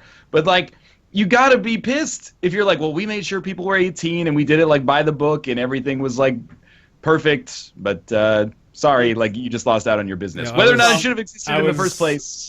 Telling you guys this the other day. I weirdly have like a little connection to all this in the fact that like there's one of those websites, csgowild.com, which is actually fairly popular, that I'm the voice of. So if you go place a bet, Dan, you should do this. If you find a way to gamble. Look at him light up. He was like, So Well, when if a hand when you start the bet, it goes. It's like your game is now in progress or something like that, and then afterward I say that you won or something like that. So Guys, if you I wanna just do found it- out. I just stumbled upon this new site. It's called CS:GO Wild. They may I just sponsor wanted me. you to know. no Follow them on endorsement. Twitter. some Follow voice me work. back. It's just Bear, the real question is, how do you feel about the degradation of today's youth, causing them to be habitual gamblers later on in life? fuck 'em. Because of you, Bear. I read that off a note card. he had it prepared. He just has that ready whenever he has to accuse someone of that. Okay, well, that's the Steam API changes, all for the better, in our opinion. I think. What happened collectively. to chat? What'd you do to I don't it? know if that's what'd you true, do? if they're just I didn't- doing a kappa check. I didn't do it. It's Golden Kappa check. Oh, okay. Once per What- day, you gotta I don't check the under- I don't chat for the understand. Golden Kappa. What is Golden Kappa? Mathis, I don't don't understand. pretend like you are a part of the Kappa? Twitch TV community, okay? I don't. I'm not. That's why I said, what It is doesn't Golden even Kappa? bleed purple. No, I don't. Do not bleed purple. That was my university slogan. Bleed purple. Bleed purple. Yeah, translated right into my career. Wait, did you go to Weber State? I You go to did. Weber State? Mhm. Nice. What do I win for Me that? and Damian Lillard graduated the same year, man. Weber State. John. They actually John Smith. produced a very famous YouTube video that I don't know if you're aware of. I did. Yeah, cameraman. Are you telling me your university slogan is actually bleed purple? I don't know if it is still. Because, like, Nick, if But you it talk used to about, be. like, an Ivy League university, is always, like, you know, in Latin, Sic Transit Gloria or something like that. Maybe, Vini Vidi Vici. Oh, Weber State. We got Weber cooking bleed purple. Wait, is that the Weber guy? Is the Weber Yeah, that's guy fair, from Weber? man. Yeah, Weber He Cooks. filmed That's that guy. Weber Cooks. Is the university like family lineage tied to him? No, he's No, not no. like his name is not Steven Weber. Oh, He's an alumnus. It's Steve Where'd you Wheatley. get that from, Dan? Steve Weeby. Stephen Weber. Avery. Stephen Avery. Dan putting 2 and 3 together. Yeah. You guys want to talk about Chex Quest HD for a second? Like, not at all, but go ahead. No, Yeah, if they- you want. It's gonna Are they take like giving it 2 out minutes. for free, or are they charging for Wait, it? can someone tell me what it is? Because I don't. You don't know what participate Chex in Quest is? All right, so Oh, Chex man, Quest. Dan. Chex Quest was this old school. So like 20 years ago, you know Doom, right? You know Doom. And Dan, you ever heard of Doom? Dan, you ever heard of the game Doom? It Chex just came out Quest. this year, right? Like 2-3 months ago. They have the internet on computers now. So Chex Quest is basically a Doom mod, but you play as Chex Man, I think, is the main character, and it's more or less Doom, but just with like reskins of enemies and Yeah, shit. it's cereal company. Yeah. reskin.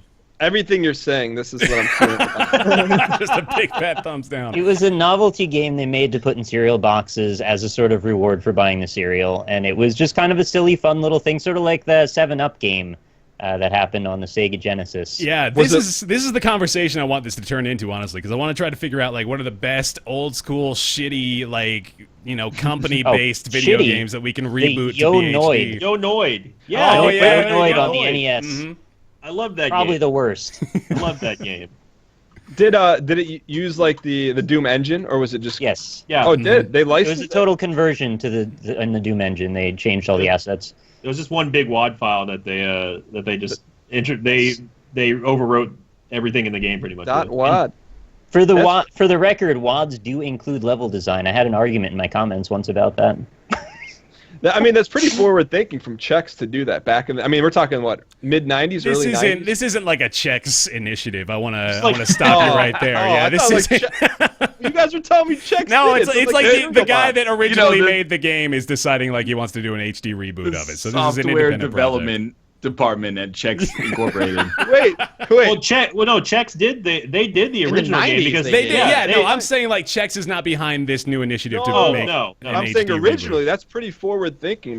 Yeah, They put it in as a prize inside of the cereal boxes. It was one of the first video games that ever did that. This is during a time where every fucking video game company had a video. I mean, every non-video game company had a video game. There were McDonald's video games. There were Pepsi video games. There was a 7-Up kids. video game. Every Doom? movie had a tie-in. Yeah. Remember that? You don't remember that? During like the Doom days, I mean, we're talking what, early mid '90s? Yeah. I don't remember that. Yeah, There was like remember a that. McDonald's platformer, and Like there was all kids. kinds You of- gotta Kids. remember. You gotta remember the Burger King. You got like the Pocket Racer. This is a lot Meat King, later though. Pocket They had like Racer, the and series of Bumpin'. games. Yeah, for the Xbox 360, I think. Are these actual Xbox 360? That's Yeah, later. no, We're that's what I talking was like- saying. Like that's a little bit No, later, no. but yeah. Yeah, I'm talking like NES, SNES era. Yeah, but you had to buy like the McDonald's game was like $50, right? There was a McDonald's cartridge you had to buy. I don't remember no. that. Yeah, there's a McDonald's game. if you're talking about McKids, that was something you had to buy separately. But Yeah, but let me clarify. So this was like a disc packaged into Into a cereal box. Yes. Yeah. Yeah. You can't. I mean, I hope someone in chat says like there's no companies that were doing this in the '90s, were they? I don't know. I never heard of this. so. Not physically packaging them like within the product themselves. I think the Chex Quest was the first one that ever did it. I don't know for sure though. I don't know if that's accurate, but it didn't happen. It wasn't as prevalent that I can remember back in the day. Apparently, But I do it remember seeing this one. it came on a CD with 50 free hours of AOL. So you know, yeah. if you weren't There's sold, the All right. They got the AOL bucks funding. But see, we're talking about CD-ROMs. Doom was an era of floppies for me, at least growing up. It was both. It crossed over from Yeah. both. it was about Like the it came time. out. Doom 2 came out on Mac on CD-ROM. 53 Doom hours of 2 internet. also had discs as well. I remember them fondly back then. Well, it doesn't Yeah. sound like any of us are planning on picking up the Chex Quest HD remake, but We need a Pepsi Man remake, We man. could all play it. I don't care. you're gonna play it, yeah. That'd be I'll play great it at for a 3:30 Nick a.m. stream. on my Twitch channel. Yeah, you'll get like 12,000 viewers. It'll be great. We need I really the hope Pepsi so. Man HD remake for Xbox Dude, Pepsi One. Man does not look like a bad game. I watched the just GDQ a run It of looked- it. I it thought looked it was hilarious. pretty fun. It looked hilarious. I don't know about good, but it looked It's like hilarious. an off-rails runner. I like Yeah. most runner games.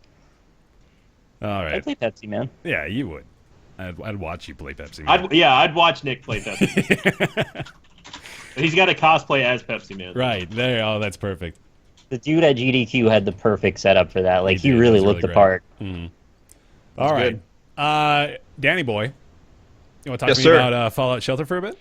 Yeah, so Fallout Shelter. So last E3, not this past one, 2 E3s ago, when Bethesda made their big Fallout 4 announcement, they dropped the bomb. bomb. That no pun intended for Nice. Fallout. That was pretty Wow. good, actually. Hey, you can play Fallout Shelter now. So, in terms of mobile games, I'm not a huge mobile game guy, but I was a Fallout guy. I enjoyed it. I played it, and it was really cool.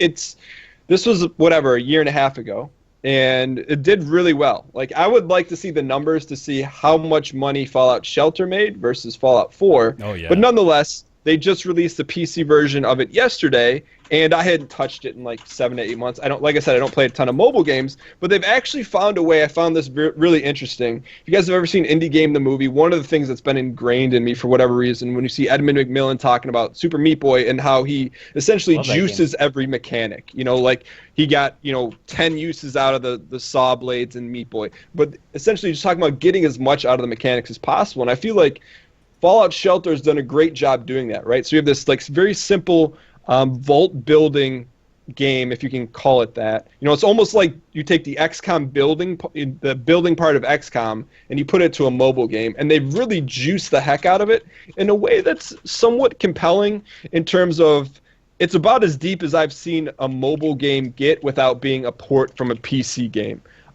So it's pretty interesting, and it runs really well on the PC, of course, versus I used to record the gameplay from in AirPlay. But anyways, have any of you guys played it? And have any of you guys, like a few of features they've added that I just found out this morning was they actually added quest features where it's like you remove a character from your base and then you have to go complete an objective, which for a mobile game is kind of cool. For a PC game, it's pretty standard. I'm kind of enamored with how much mileage Bethesda has gotten out of this game. Have you guys played it at all? Have you guys have any interest in it whatsoever? I played it for a few minutes. I thought it was alright and kind of moved on. It wasn't your thing? What about it wasn't your thing? Something about it just seemed like there was a little too much busy work and not enough game. So it was like a lot of waiting for things to happen, and basically it encouraged you not to play it a lot of the time, which I do that with Clicker Heroes all the time, but I think I've sort of found my pocket of what I identify as the most compelling gameplay and stuff like that. So iterative games really, I guess that one hooked me harder is all it is. Nothing really wrong with it. The game seemed fine. Yeah. Was anyone else into it at all? I wanted to try it, but never really did for some reason. It's just, I think when Fallout 4 came around, I definitely wasn't in the camp of like I need something to tide me over before Fallout 4 comes, right? Like that was I think what a lot of people were playing Shelter for. Did you lump yourself in that, or were you like genuinely drawn to it just as a game standalone? I was kind of drawn to it because I wanted to find a mobile game that I could play, in 5 to 10 minute spurts, and I wasn't in. I like Tiny Tower, if you guys remember that, and I like the Star Wars iteration of Tiny Tower, but then it kind of died out, and so this kind of filled that void for me, because I needed like a busy game to play, and it, like I said, it's not groundbreaking in any stretch of the imagination. I think it just was really cool because it, like I said, it juiced this mechanic and used an IP that I think a lot of people were drawn to. But for me, it's just very clever.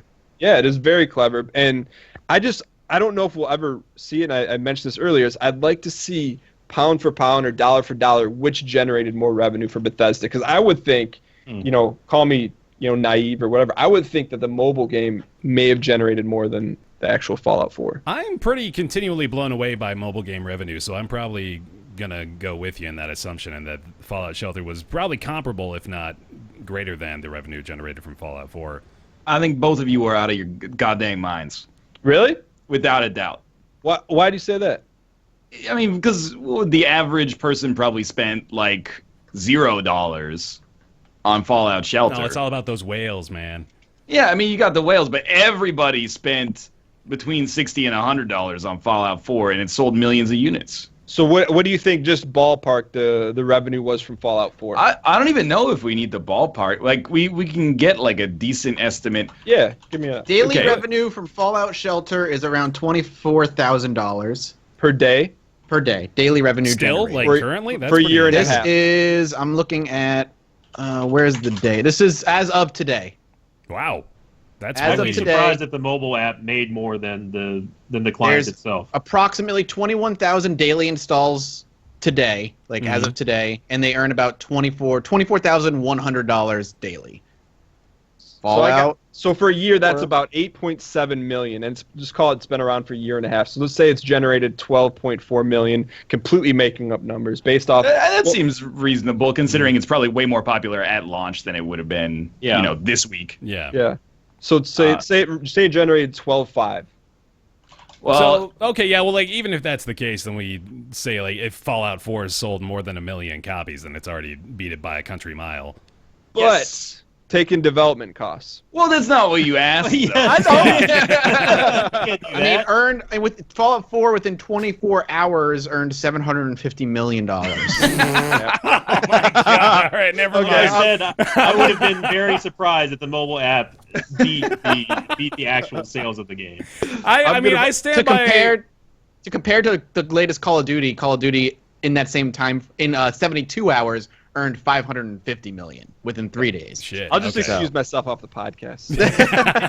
No, I'm gonna get on that ship Fair with you, question. man. Oh god, you disappeared for a second. There we go. We're back. He said he was disappearing for a second, and he did. Oh, he did. Yeah, He he did literally it. did. He did exactly. break all the Oh, all screen right, regions? good. Yeah, please don't I do hope that. That'll completely fuck up everything. Okay, well let's. Dan, when you axed your webcam, you crashed Ryan's Skype. Ryan has crashed. Oh no. Oh no! All right, hold on. So not only did I make an erroneous... Is he back? Wait, is he he back now? He's Okay. back. He's All right, back. I think welcome we're back, good. Ryan. Okay, don't do that again. Thanks, Dan. Hey, We're- hey guys. Hey man, we're in know like a nothing about very the- fragile. Oh god, no, no! No! What is he Dan doing? did it. It's a miracle when What we is can he make it through doing? an entire stream with the normal I'm amount of sorry. people. Oh, welcome back, Ryan. Are you good? I have no idea. He's good. Did you change anything just now? Nope, not at all. Okay. I think, for whatever reason, like, it just crashed my Skype when Dan axed his video and then brought it back. Like I said, we have 6 people. I was on gonna one call. say, we're Skype in a is very- fragile. Very right now. fragile ecosystem online right now. We gotta be It delicate. straight with up looked like you hung up from the call, Ryan. That's what I it looked learned- like on my screen. Thank you guys for teaching me something today. Yeah. That mobile games aren't as lucrative as I may have Well, thought. sometimes they're drastically more lucrative. Look at Yeah, like I Game mean, of like- War or whatever. There Maybe I just made that same because I didn't like Fallout 4. But anyways. You and me that's both. didn't High either. five. I didn't either, so. Game was garbage for a Fallout game. For a Fallout. Fuck with the Fallout. High I five. can't. That's what that is. I can't take your opinion seriously. It's a bad Fallout game. When It's- you're it is. losing your shit on Evolve, you say Fallout 4 is you garbage. can't even tell Okay, me hold Fallout- on. It's not comparable. Let's talk about it though. Let's talk about Evolve Stage 2 with that natural I have to segue. talk about Evolve Stage 2. Please. Hi, Nick. How you doing? I'm good. How are you? Good, man. Good. Good, good. Evolve Stage 2 is a great game. It is much better than the initial launch of Evolve. They've changed the game drastically from the ground up, essentially. It is a different game in how it plays, how long matches last, the strength, the abilities of the hunters to find the monster much faster, the strength of the monster at Stage 1. They've basically removed a lot of the, I guess, complexity of what it was like to have like a good trapper on your team and a good medic, and have given like all trappers the ability to just do a global scan every few seconds to find the monster. Everybody can drop the dome. It doesn't matter what class you are. If you get there's always going to be a skirmish at Stage 1 for the most part, and the Stage 1 monster can fight, and he's not as like a weak punk as he was before. It's a good game. Mhm. I don't know what you want. Sin, you've been playing it with us. What do you think? I think it's a lot of fun. I was under the canopy of someone bought the game and donated it to me. I went on the initial release, and I played through the tutorial, and I was bored as hell. And I kind of just wrote it off. It actually surprised me that they were going to go back and redesign it for free to play. So, and then as Bear and Mathis both know, and TB if you're still in the chat, we actually had a lot of fun. It feels more action-packed. I mean, there's still a little bit of element of strategy, especially as the monster. You can choose to to conceal your footprints and stuff and that sort of thing. But I think they did a fantastic job by realizing that shorter games equals more turnover equals more fun. Because if you lose, it's like, okay, well, we've lost maybe 5 to 10 minutes. If you win, it's like, cool, I can get like 3-4 wins out of the day today. So I mean, it's worth checking out. If you were skeptical about it, it's free to play. There's really no excuse. And if you're even remotely skeptical about it, just try it out. You don't like it, and it didn't cost you anything. Yes, Dan. What's up, Dan? I played original Evolve. Can someone explain to me? I haven't played the new one. Can someone explain to me the difference of how it went free to play? Mathis. Yeah, so basically every week there will be 4 hunters that rotate that are free to play. So 1 assault, 1 medic, 1 trapper, and 1 support. And there'll be 1 monster every week that rotates. So every week they rotate. Every time you win a game or play a game, you get something called keys. You spend those keys to unlock more monsters, more hunters, skins, that kind of thing, perks. But if you can buy said characters instead? They are not. There is no cash shop available as of right now in the beta. So I don't know what the exchange rate for cached keys is going to end up being. Wait, is it actually beta? It is Right now? called. They're calling it beta right now. Yeah. Really? I didn't know that. There is no store. There's no. You can't spend real money on it yet. Aaron, did you know that? I didn't. I didn't know that the free-to-play launch was a beta. I thought it was. Yeah. Yep. They're calling it Evolve Stage 2 beta for right now. Yeah. That's weird because do they actually call it a beta on Steam? It doesn't bother me either way. I was under the assumption that it was just straight up a brand When new. you launch the game, it says beta, like in the corner, like in the menu. I'm pretty sure, but it doesn't say it. It doesn't say beta here on the games list. No, it doesn't. Yeah, it doesn't say beta anywhere, which is weird. Yeah, that is. Yeah, this is news to me today too. But I mean, it doesn't really make a difference. But No. yeah, just curious. Excuse me, Ryan. What do you think about Evolve Stage 2? I had nothing against it, but I haven't played it yet because I must have I got a new PC, I guess, in between when it came out. Well, this is 8 months ago, but it's in between when Evolve came out and in between that and when it went free to play. So I have to reinstall it, but it's 60 gigabytes, and oftentimes I just find myself being I just do that later. Yeah. And then I just don't. Because I'm I played. Mathis seems to be under the impression that for some reason I don't like Evolve. It's probably because you shit on it every chance you get, but I'm just throwing it out there. I do not at all. I have 15 hours in that game. I'm aware that you enjoyed it for the most part when it launched. I'm kind of at the point where I'm I already got my Evolve time in when it came out like an idiot. And now I'm not that interested. I thought the same thing, but I just gave it because we were in a Dead by Daylight kick, and I was enjoying that style of game. And then Evolve came out with the free-to-play version. I was like, I'll check it out again. Played it, and I was like, this is way more fun than it was. And I just tried to gather as many people to try it as I could, and I finally got a handful of people, and they enjoyed it. So I mean, it's fun. It's different. It's not launch Evolve. You can't compare it to launch Evolve. What game would you say it's most similar to? There's so little games in the genre. Launch version of Evolve is on the short list. The problem with the launch version of Evolve, as we talked about before, is that it was just slow. It was lots of monster hiding, chasing the monster until he eventually hit stage 3, and then fighting. There's a lot of problems with Evolve, though. I mean, money-wise, monster-wise, DLC-wise. I feel like... No, there was a ton of problems with I feel like you get one shot at a launch. You can't launch 12 months later, whenever, and be like, oh yeah, we got a new game. No, it's the same game. You just try to make it better, but it's too late. You missed the wave.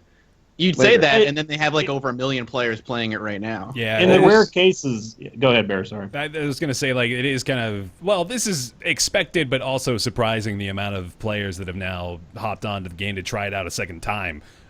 Went up from about 500,000 right before the free-to-play release to now about 2.4 million, about 2.5 million owners on Steam. So, it's gotten quite the resurgence. And I'm sort of with you on that opinion, Dan. I don't really like these soft launches into free-to-play that have become sort of common now. But at the same time, this is one of the examples, I think, of doing it the right way, because they are being really transparent about the reasons that they did this. They're owning their mistakes and acknowledging them, and saying we want to try to improve the game for more players. And they've done that, I think. They've done a considerably good job of fixing the issues that a lot of people had with the game and making it a lot more approachable for newer players and for other players, too. I don't I burned up the Evolve fuel, though. Sure. Yeah, that's fair.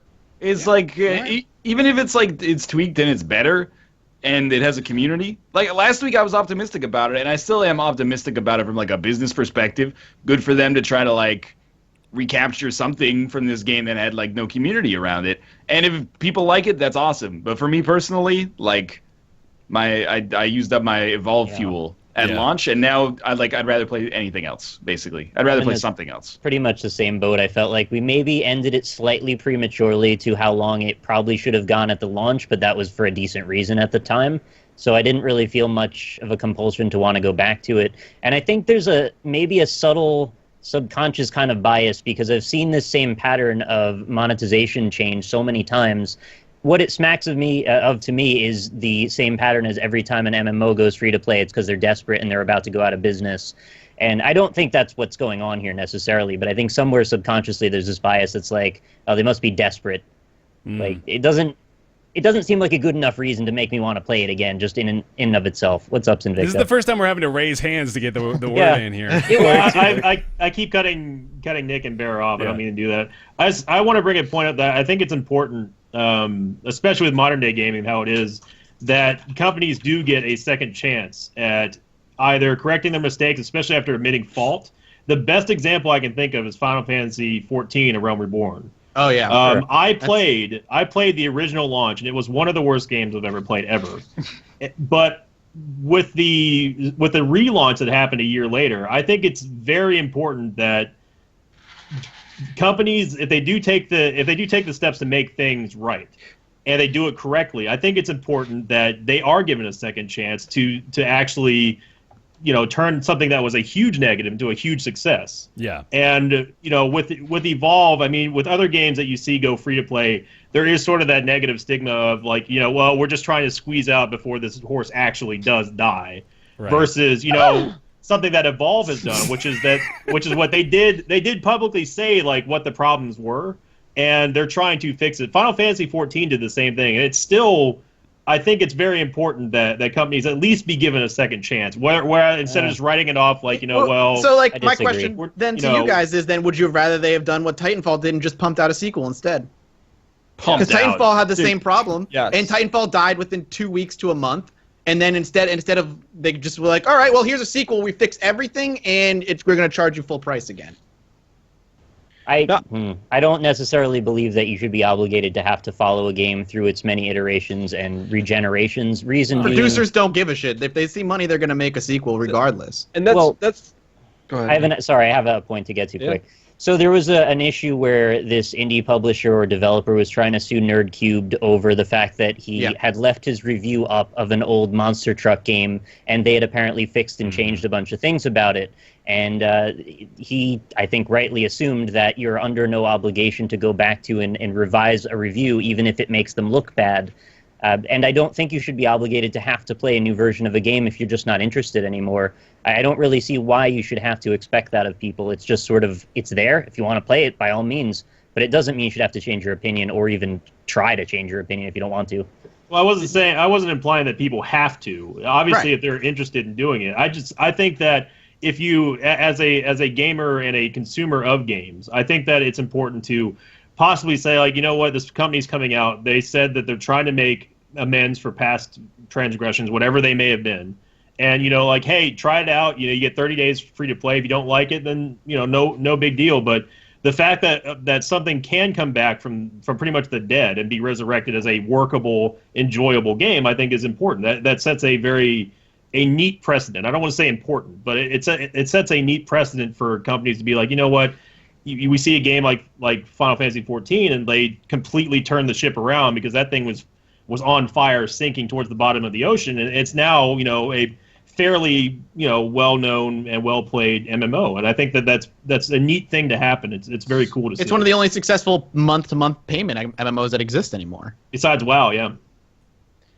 Yeah, I mean, I think that's cool. Everyone likes like a good comeback story and things like that. But in terms of a consumer, like we're inundated with options for games to play in every single day, and for them to come back and say, like, just as like a general off the top of the head, if you see a game come out at $60 and you see it come out later as free to play, something like WildStar, what have you, you automatically in your head think it's garbage. Whether it's right, wrong. Yeah, or there's different. definitely a negative connotation there. And I said that earlier. Yeah, and I just feel like I had fun playing Evolve when it first came out. Like, I enjoyed it, but I'm kind of in the egg boat where it's like, all right, I had my fun. If it's free, I don't really care. Would you have bought a sequel? I would have bought a sequel though, just because like just as like from a mental standpoint, you think sequel, you think new, better, probably tightened up. But from a free to play, it's just I think there's a really negative connotation with free to play, at least for me. Speaking, I don't disagree with you there, but I think the gist of this, however, is that Evolve Stage 2 has done a pretty good job of at least, you know, like they acknowledge that there were issues with the first iteration of the game that were enough of a problem for them to have to go back and rework basically everything from the ground up in order to make it the offering that people were hoping for. And there's still people that are pissed off about this version of Evolve as well. There's the people that like the first version of the game that are now really pissed off because there's a lot less stealthy maneuvering, and like the monster doesn't really have any opportunities to get away from the hunting team anymore. But you know, these are all just sort of minor gameplay grievances overall. I am really happy with this version of Evolve, and it's free, so you know it's hard not to say at least, you know, give it a shot. How many keys do they need to sell to recoup the money for that extremely large hulking beast that they brought to every convention for Ford? It's pretty wild. I'm still trying to figure out what an egg boat is. Right. Yeah. No, I think it's cool. I mean, like, credit to them. Like you said, they didn't give up on it, you know, but part of me feels like you got your shot. You know, you got one chance at life. That's fair. And I'm not strictly against remakes or redoing old things. I mean, Diablo 3 actually made a pretty decent comeback, and I ended up playing a lot of hours of that. So, I mean, it just depends on the personal interest and what they're trying to do. Yep. All right, I'm going to blow past that real quick because we're getting to crunch time here. So let's talk about Necropolis for a bit. Sin, you want to tell me about Necropolis real quick? Yeah, Necropolis is a newly released single-player or multiplayer dungeon crawler that is procedurally generated. You can play up to 4 players online, and it's a fairly surprising indie title that kind of came out of left field for me anyway. I did not realize that it had coverage at PAX. I don't know if they were at E3 or not, but it's a lot of fun. People have called it Dark Souls Light as far as the combat is concerned. Some other people have incorrectly tagged it as a dungeon crawler mixed with Isaac elements, which I don't agree with at all, other than the fact that everything's just random. And it's a lot of fun. It's fairly challenging. I think that the longer that I play it, though, the less enthused I am about it. Rumble Muffin actually made a comment. He said that they do it through the game, and apparently there is stuff that happens after you beat it for the first time or two, but that's one thing I didn't like about Gungeon was that they keep the game doesn't get good until you beat it for the first time.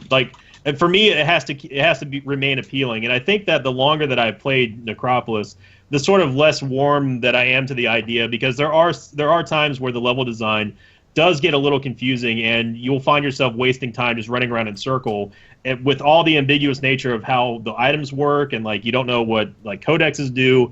It causes more confusion than is healthy for itself, I think, is the best way to describe it. But it's a fairly enjoyable game. I don't know how much longer I will be playing it, but it's definitely more enjoyable with friends, that's for sure. Yeah, agree with that. Ryan, I know you played this pretty briefly. What was your experience like with it? I think that it is the kind of roguelite that I don't resonate with, because it's not tight, if that makes any sense at all. From a gameplay standpoint, I know in our chat earlier, people were Rumble Muffin was saying he had an 8-hour run of it last night. Yeah, God. Woo! And that to me was it took my enthusiasm from a 5 to a 0. It's That's a long run. Yeah, Holy man, shit. that's fucking nuts. I mean, you can I save bitch and about resume. Gungeon runs being an hour if you know what you're doing. 8 hours. Holy fuck. Yeah, it's basically I and this is not a knock on Necropolis, it's just my personal taste. For a game like that that's meant to be replayable, I think I need it to be somewhere between 5 minutes to an hour and 10 minutes. Yep. Anything longer than that, and I'm well, it's in this weird place of is it the kind of game where you play through it once, I don't know, a Call of Duty single-player campaign, or is it the kind of game where you play through it 100 times to see, all the possible permutations that you can get? And it's just sort of I find my attention span dwindles crazy. Especially if you made Isaac, which I think is an amazing game, if you made it 8 times longer every single run, I think it's all filler. You're not adding stuff in there, you're just stretching it out. And even at the end of an hour that we did of Necropolis, I was kind of it's pretty samey. For every enemy, I'm basically doing the same thing. I'm pressing shield bash, then I'm hitting them on the ground, then I'm getting away, then I'm hitting them with shield bash on the ground, I'm smashing them. And what I did like about it is I like the loot system, but everything else I was kind of I can't see myself putting in the time necessary to watch its secrets unfold. Yeah, I'm sorry, go ahead. I was just gonna say, just to comment on the narrative of the story, the ambiguity of like the language as far as like the lore and stuff go, it hurts the game more than helps. Like Isaac to a lesser point, Gungeon did it in a meaningful, cute way, because you can at least see the effects of, well, I don't know what Death's Touch does, but now I'm shooting out a big giant sight that has penetrative shots. Yeah. Versus I have this book that I used after running 3 or 4 hours of doing quests in Necropolis, and I have no idea what the hell it does. And they try to do it in a cutesy, sort of self-aware way, but the longer that you get exposed to that, the more annoying it becomes. I think it's probably safe to say out of all of us, out of the 6 of us here, I was the most rosy on the game. And I'm well aware to admit that. I still think the game is good. I don't think it's $30 good anymore than I was, because it was still bright-eyed and bushy-tailed, but the game tries to do too many cute things that are sort of niche appeals in the roguelite genre that don't work because it's too long. You can't really build yourself as a dungeon roguelike crawler, but have your single player or even multiplayer narrative go 3, 4, 5, 6, 8 hours long. You're not going to hold that appeal. Like even Isaac, for example, if you after like an hour and a half, I mean, I'm not going to speak for anyone else, but for me personally, any run for Isaac over an hour, I'm just like, I don't care if I live or die at this point. Like it's getting really, really great. If you have an Isaac run that's going over an hour, you have the worst items, and every run is taking you forever. You got soy milk. That's what you got. The only Isaac runs that you ever truly wanted to care about that were over an hour long was if you did the undefined loop in the chest, and they killed that. So now it's like, if you have an Isaac run that goes over an hour, you're doing no damage. You probably have low movement speed. It's just not fun, and that's how you have an orbital, and you have the fucking raccoon tail, or you breakfast yourself because Ryan hits the D100 too many times, and then But you know what I mean, though. Like the ambiguous nature of the narrative plus the length of runs work completely against Necropolis in the way that I think that they thought it wouldn't, and that's the biggest problem I have with the game now. Yeah, I want to say I felt pretty into it. Like at first I was very much excited by the game. When I played it at PAX, I was like, for sure I'm going to be all over this game. It seems very much in my wheelhouse, so to speak. I actually love the art style to it. I think it's beautiful looking, and the sound seems fine. The controls are pretty much there. Basically plays exactly like Dark Souls, but I kind of feel like the game just isn't really done yet. It really does feel like filler. Like within about the first 15 minutes, you start to feel like you've seen it all already, which is a weird feeling to have when you've only just started something. There's so many things that happen that sort of put you in a position of feeling either powerless or like you're wasting time. Like the quest system is really nebulous. There's enemies spawning in front and behind you all the time, so you never feel like you're making actual progress. Anytime you're playing with a group, the NPCs, like somebody will talk to an NPC you need to talk to, you have to wait until they're done talking to talk to that NPC. Somebody will trigger the elevator to go down, and then you've got to wait a minute for it to come back up. Like there's all these little things that slow down and provide friction in a game that should be a little bit smoother. But it is really fun to play with friends. I mean, I've always looked for good dungeon crawler kind of ARPG type games, and I do feel like that does sort of fit that bill. And like I said, the art style is very pretty. I don't know if it's worth $30 either, but I do feel like it at least has a really good core concept. And if they are willing to maybe make some of this stuff a little less obtuse and work on the tone a bit, I do think there's definitely potential for it in the future, because their sense of humor in it, really, I find it to be a detriment to the tone of the game. It generally seems like a mysterious fantasy, like dark kind of game, but then it keeps trying to be funny in ways that aren't funny, and nebulous about what anything does, and you just kind of feel like you're floating in the void waiting for something to happen that you understand. The humor, that kind of humor works only after the player knows exactly what kind of setting that they're operating in. You can't say in a brand new game you get to level 2 or level 3 and you look at a map that has braille on the wall. It says level 3, you are here. Yeah, that can't. Like, I still don't know what game I'm playing right now. You know, like my question to Nick is, because I bet we're probably going to have the same answer on this. Like, after knowing what you know now, would you honestly say that do you feel compelled to try to figure out the nebulous questing and like the background of the game to figure out like what is the all conclusion, or has it kind of like petered out for you, with friends especially? I mean, I have almost no interest in the story of the game at all, but I am interested in seeing how diverse the game can be with its procedural elements, and I am interested in playing more with friends to see what that means. Because I have been told that the game gets more interesting after you finish it. I don't know what that means exactly, but I do want to find out to some degree. Yeah. Someone who didn't really talk too much, dude. I'm not gonna play the release version. I've only played multiple times at like PAXs and stuff. I always walked away lukewarm, and now the fact that I know that runs last 100 hours, fuck that shit. But I always walked away from combat feeling like it was Dark Souls light. The impacts of the hits did not feel satisfying. The combat felt really floaty and not very weighty. And I kind of compare it to when indie games do bad Batman combat, where this feels like a bad Dark Souls combat, where like the mechanics are there, but it doesn't feel right. It feels especially when you're so accustomed to Dark Souls combat, it just doesn't feel satisfying to play. What's up with the Hood Brothers? Yeah, the Hoodie Brothers got anything to say about this? As I I said was in trying to look chat, like the guy from Necropolis with the hood, right? But I have a question for Nick. For someone that hasn't played Necropolis, I've heard a lot about this humor. Can you give me an example of that? Like, because I've heard a lot of people say the humor sucks in the game. Like, what's an example of that? Because I haven't played it. There's all these runes on the walls, and they just say like weird shit that doesn't really make any sense. And when you start a new run, it like procedurally generates something that's supposed to look like lore, but it's just like a bunch of words. It's hard to give an example because a lot of it is just like it'll be really fragmented. It'll say like the depths of this chasm have long been forgotten by the ancestors of yore. Pudding cakes or something like that. Like it's just this random bullshit that it almost feels lazy sometimes. Darkest Dungeon. Yeah, exactly. I was just gonna say that they like an example that you see on the wall is like Emperor Ulthar Raudl Wax whatever did this and this and this, and then like at the end they'll tag on like names were very hard to pronounce back then. Yeah.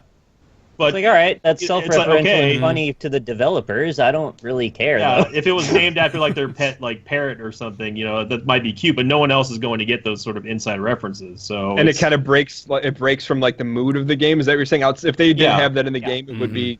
Well, no, it doesn't matter if they did or didn't have that. The problem is that the game, it tries it almost to effect is too good at being mysterious. Because you absolutely have no idea. There's no opening like cinematic or anything. You're just kind of thrown in there in the starting lobby and then just go. It's like, well, they're making all kinds of weird references and like trying to be cutesy and all that sort of thing. But you also still have no idea what the hell I'm doing. Like I don't know. We know the controls and the name of the game. That's about it. So humor, in my opinion, can only work if you like know the context that it's in. Like it's like okay, or you have to guess if this is trying to be funny. Like they're talking about the Gorgons through a kegger here on level 4. It's like what? So, what universe is this? Are we supposed to relate to these things as humans, or is this a fantasy world? Right. Like you need some sort of a setup to become emotionally invested in anything that's going on, and there just literally is no setup. You just start in a room with a weird pyramid dude, and you go down some stairs, and like then you're in the game. Right. And like even thinking back to Dark Souls, which is very nebulous in its narrative, like you at least start in a jail cell, somebody throws some keys down, and you're like, I'm in Undead Asylum. Let's figure out what that means. Right? There's nothing to even set you up with what does any of this mean. You just kind of don't care, and then they further push you away from caring. In my opinion, I agree with Dark that Souls completely. doesn't try to make like fart jokes in the narrative. It does not make sense. Yeah, there's very little consistency in the tone. You're right. I feel like the combat was really only like one step above like Teenage Mutant Ninja Turtles 4, Turtles in Time. Like everybody talks about it being like Dark Souls light, but I don't even think it's Dark Souls light. Like you have a sword and a shield, but what is that? What Dark Souls light means now? Is that you have controls identically to the game? Auto targeting, circle strafing, that sort of thing. Okay, I do see that, but at the same time, for me, the combat of Dark Souls is more about like patterns and nuance. Yeah. And for in Necropolis, it seemed like it was basically just every single enemy you tackle in pretty much exactly the same way. The AI is closer to Gauntlet than Dark Souls. Exactly. Like everything just chases you down. And if swarm you, that we can find not having any bosses also strikes me as like they're a way to like break up the monotony of a game like that, especially when the combat is not that engaging on like an encounter to encounter basis. But like just being like, oh, that's the elevator. Let's go down to the next floor and do like the same thing 20 times is kind of you annoying. Basically employ the same combat strategy in every situation because there is no new evolving mechanic of like a steadily more difficult boss. I mean that the most excited we got was when we found that little ghost eel that kind of came out of nowhere. It's like, oh my god, it's an actual boss. Right. Only to realize that you, at least not to my knowledge, you have any way of interacting with it. It's just there to screw you over. And it's kind of like, I feel like there should be a boss. This game just screamed with a huge like pyramid design of the levels. It just needs giant bosses. Well, in there, or at least weren't we quick told time that, events like, or something. It was like level 9 or something that the first boss shows up, right? So it's Level pretty... 9 is the end of the game. Oh, that's the end of the From- game. Yeah, I don't so know. there is one boss. I'm not sure. I'm not sure where, and I'm not going to try to speak with any sort of certainty, but I don't know where Rob got the 350 level sort of thing. That may have just been a troll comment. I don't know. But from what I understand, it only goes down to level 9. There is a boss, and then you just play the game again. And Right. Oh, so it's like a nuclear throne loop kind of thing. kind of. I think that this game would have bettered itself by taking pages out of Gungeon, for example, or even Isaac, for having bosses. Like we want to start with a shorter first floor, gradually get it longer and longer and longer, but also have a boss sort of a sign that you're going in the right way, and you also know that, like, okay, I'm getting stronger and stronger. I'm not just one hitting these mobs. It's like, oh, hey, look, you're a lot stronger. You're going in the right direction. How about, why don't you test us? Like I want to see if I can actually beat a boss now, instead of just having, okay, here's an elevator, here's a fart joke. Right. Think about the pacing of those roguelites that we keep talking about, something like Isaac or Gungeon, where you have this sort of a sustained period of a neutral stance, then you're rewarded with something, then you face a difficult challenge, meaning a boss, then you're rewarded with something, then you go to a harder floor. That pace does keep going up and down a scale. This pacing, in a way, it's completely a flat line until you get to the end of a floor, and then it actually gets slower because you got to wait for all your friends to go buy meaningless tomes that you don't know what they do. You still don't know. Yeah, you don't know what the hell they do. It's like so it's like you're anti-rewarded for your time, and then you go down to another floor, which may be actually just as hard or easier than the one you were just on, and you don't get any meaningful feeling of progression because all of it comes from either things you don't understand or weapons that may be lateral upgrades. Another minor grievance is that they only allow you to interact with NPCs one character at a time, which should never happen. Yeah, that's ridiculous. You can only look at the codex one person each. You can only access the vendor at one at a time. Really? That's weird. Yeah. I hate the idea of like holding back the good stuff behind like the narrative of a single player or multiplayer, like in the campaign. Like it.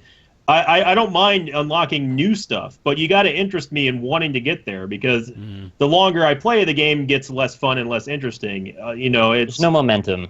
Yeah, doesn't feel like there's progress. You're just rolling uphill at that point instead of actually getting some kinetic force rocking. So having not played this game, just based off what you guys are telling me, it doesn't sound very good.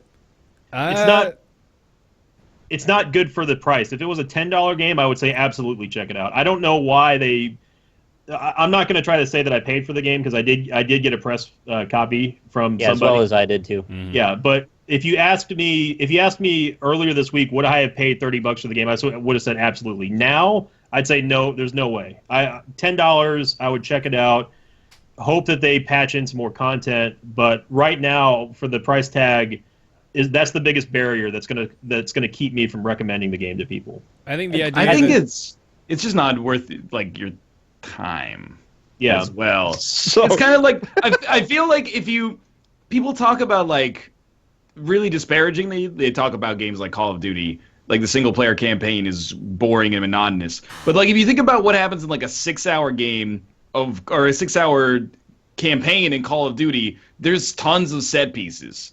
And I'm not even saying that's something that it should aspire to, but if you're spending like a lot of time on a game like this, there should be highs, lows, and plateaus. But there's not really, at least in the limited amount of time that I spent with Necropolis, there's nothing that really you're going through like the boring stuff to get to something exciting. There's really not enough of the exciting stuff to be interested. The exciting stuff is like that ARPG style, like, oh, this enemy dropped like a piece of equipment I've never seen before. Look at that. It shoots something, right? Like there's something about that, but it's kind of like superficially sort of like Borderlands-y ish, I guess, but not in a way that's meant to be insulting to Borderlands. I just don't see the point, basically. I think it fulfills a kind of a niche element, like the way we've been into Dead by Daylight. Even though it's not a great game, we still find it sort of fun to play together. I have looked for games similar to this before, and I think this one most closely emulates something like a multiplayer Dark Souls experience or a crossover with something like Diablo 3 or Gauntlet. It is more ARPG than Dark Souls, to be honest, but I do actually like that sort of gameplay, and even though I don't think the game is fantastic, I'm still enjoying it enough to play it. With friends, yeah. Yeah, with friends. I might even play it a little by myself. But Nick, have you ever played Path of Exile? I haven't, but I've been told about 1 billion times too. Path of Exile is a fantastic game. Yeah. I play it all the time. So. Nick, do you think it's worth $30? Not really. No, probably All right, 15 would be where I'd cut out. I was gonna say I'm gonna cut us off there because I am actually on like a time frame here of having to go get on a plane, so we gotta call it there. Shit. We'll say Necropolis, $30. We've got Steam. Well, Steam reviews are mixed. I'd say we're kind of leaning toward the negative side a little bit, but I liked it a lot more when I first played it. But yeah, I'm of the opinion that the more I get into it, the less interested I am, for sure. I'm gonna shelve Video Ball and Inside. I think we do want to have that Inside conversation, though. I'm pretty sure that's gonna be a juicy one, so we'll save that for next time. Video Ball we'll talk about next time as well. Let's get into everybody's favorite segment. It's Ask Roundtable. We went Blue's Clues on us there. No, I've heard that 49 times driving in my car listening to podcasts. Okay, yeah. It's good. It's good repetition. Yeah, good. Thank you. I'm glad you got that built into your brain now. Every week we do Ask Roundtable. You can send in your questions to roundtableyt@gmail.com. We'll do our best to answer them. This week's question comes from Jorichi. Jorichi says, as we age, gaming genres have evolved over the years. We've grown with them. Which games do you guys think would be received significantly better if they were released now as opposed to when they were first released? Can I go first? Yeah, absolutely. Okay, so I think in an era where games have become MMOs have become very theme park like, they're all become very, very similar with different coding or window dressing, you could say. I think a game like you're starting to see people enjoy, or maybe they've always enjoyed and haven't had as many options, enjoy more difficult games. So for me, I would love to see, I think a game like Ultima Online, a consequence-based MMO, I think would do phenomenal now because there's nothing out there like that. And of course it's nostalgia, like Ryan would say, but playing a game like Ultima Online, when you left the safety of the city, Ultima Online was one of the first MMOs back in the day, if not the first. When you left the safety of the city, if you walked out, you could die and lose everything, which it made you, like from a physical standpoint, you felt that, which I haven't felt in a game since then. But I think a game like Ultima Online with a lot of hardcore PC people out there and people looking for a challenge, I think it would do really well. But I just don't know if we'll ever see it because so many people prefer the theme park MMOs. Sure. And I so desperately want to agree with you because I love that. I was a Star Wars Galaxy nut. Like that was very similar, not maybe as consequence ridden as like dying and you lose everything, but there was like the idea of early Jedi. After you die 3 times, that character's dead. You have to make a new one. But the only reason I don't think they survive anymore and won't survive today is because the amount of time required to become powerful, to be a notable person on a server, is so high. The reason I think these theme park MMOs do well is because it's such like I can log on half an hour, do a dungeon, get 3 epics, and feel like I did something. Like that time investment now people don't have the patience for anymore. So if Star Wars Galaxy came out again with modern technology, same set of rule sets, you wouldn't play it? I would play it, but I don't think it would be I don't think it would be as monetarily successful as they would need to be. I would play it because I like those style of games, and I tried Eve, but Eve is too much of a spreadsheet.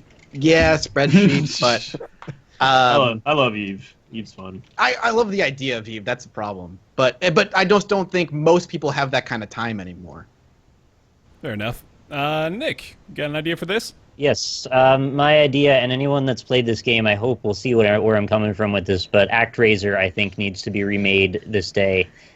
This game was very unique at the time, came out in early SNES cycle. It's a city builder crossed with a 2D platformer action game, and basically what it has you doing is filling up an area with a population and having an interaction as sort of like a god/Cupid character With the people, where they give you offerings and gifts, and you sort of have an RPG mechanic where you get stronger, then you have to go down and fight evil in these various points, which will then enrich your people and make them able to thrive better.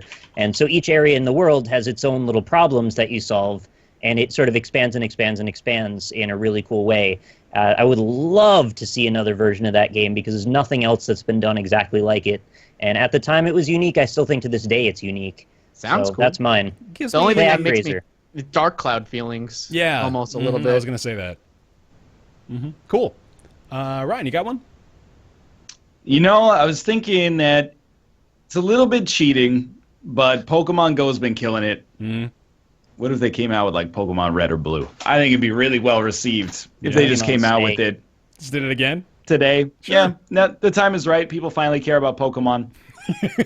come out with Red or Blue. I don't really have like a serious answer, except I think like the nostalgia frame right now is like in the N64 era. So I'm thinking like Blast Core or like a collectathon platformer like Banjo-Kazooie, like F-Zero. Like the time is right for those to come out again and capitalize on the fact that the people who played them during their formative years when they were like 10 to 14 are now they have the disposable income necessary to pledge $1,000 to a Kickstarter to bring them back.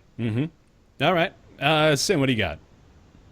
One of my answers that math is completely stole with Star Wars Galaxies. The other one that I mentioned when we first talked about it was Tabula Rasa, which was made coincidentally by Richard Garriott, who did Ultima Online. I think that would have a little bit of a better. I don't know if it'd be significantly better received, but I think that it would probably.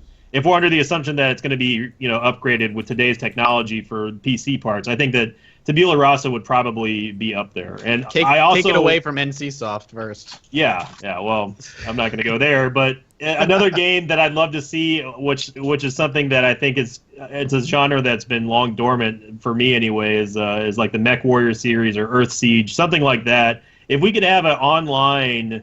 Like, we can customize our own mechs, and there's, those big raid bosses, but we're all piloting these giant Titanfall-esque mech warrior that'd be cool. characters. Yeah. I mean, I'd eat that up with, all of my credit cards. And my Titanfall 2 might be that. Yeah.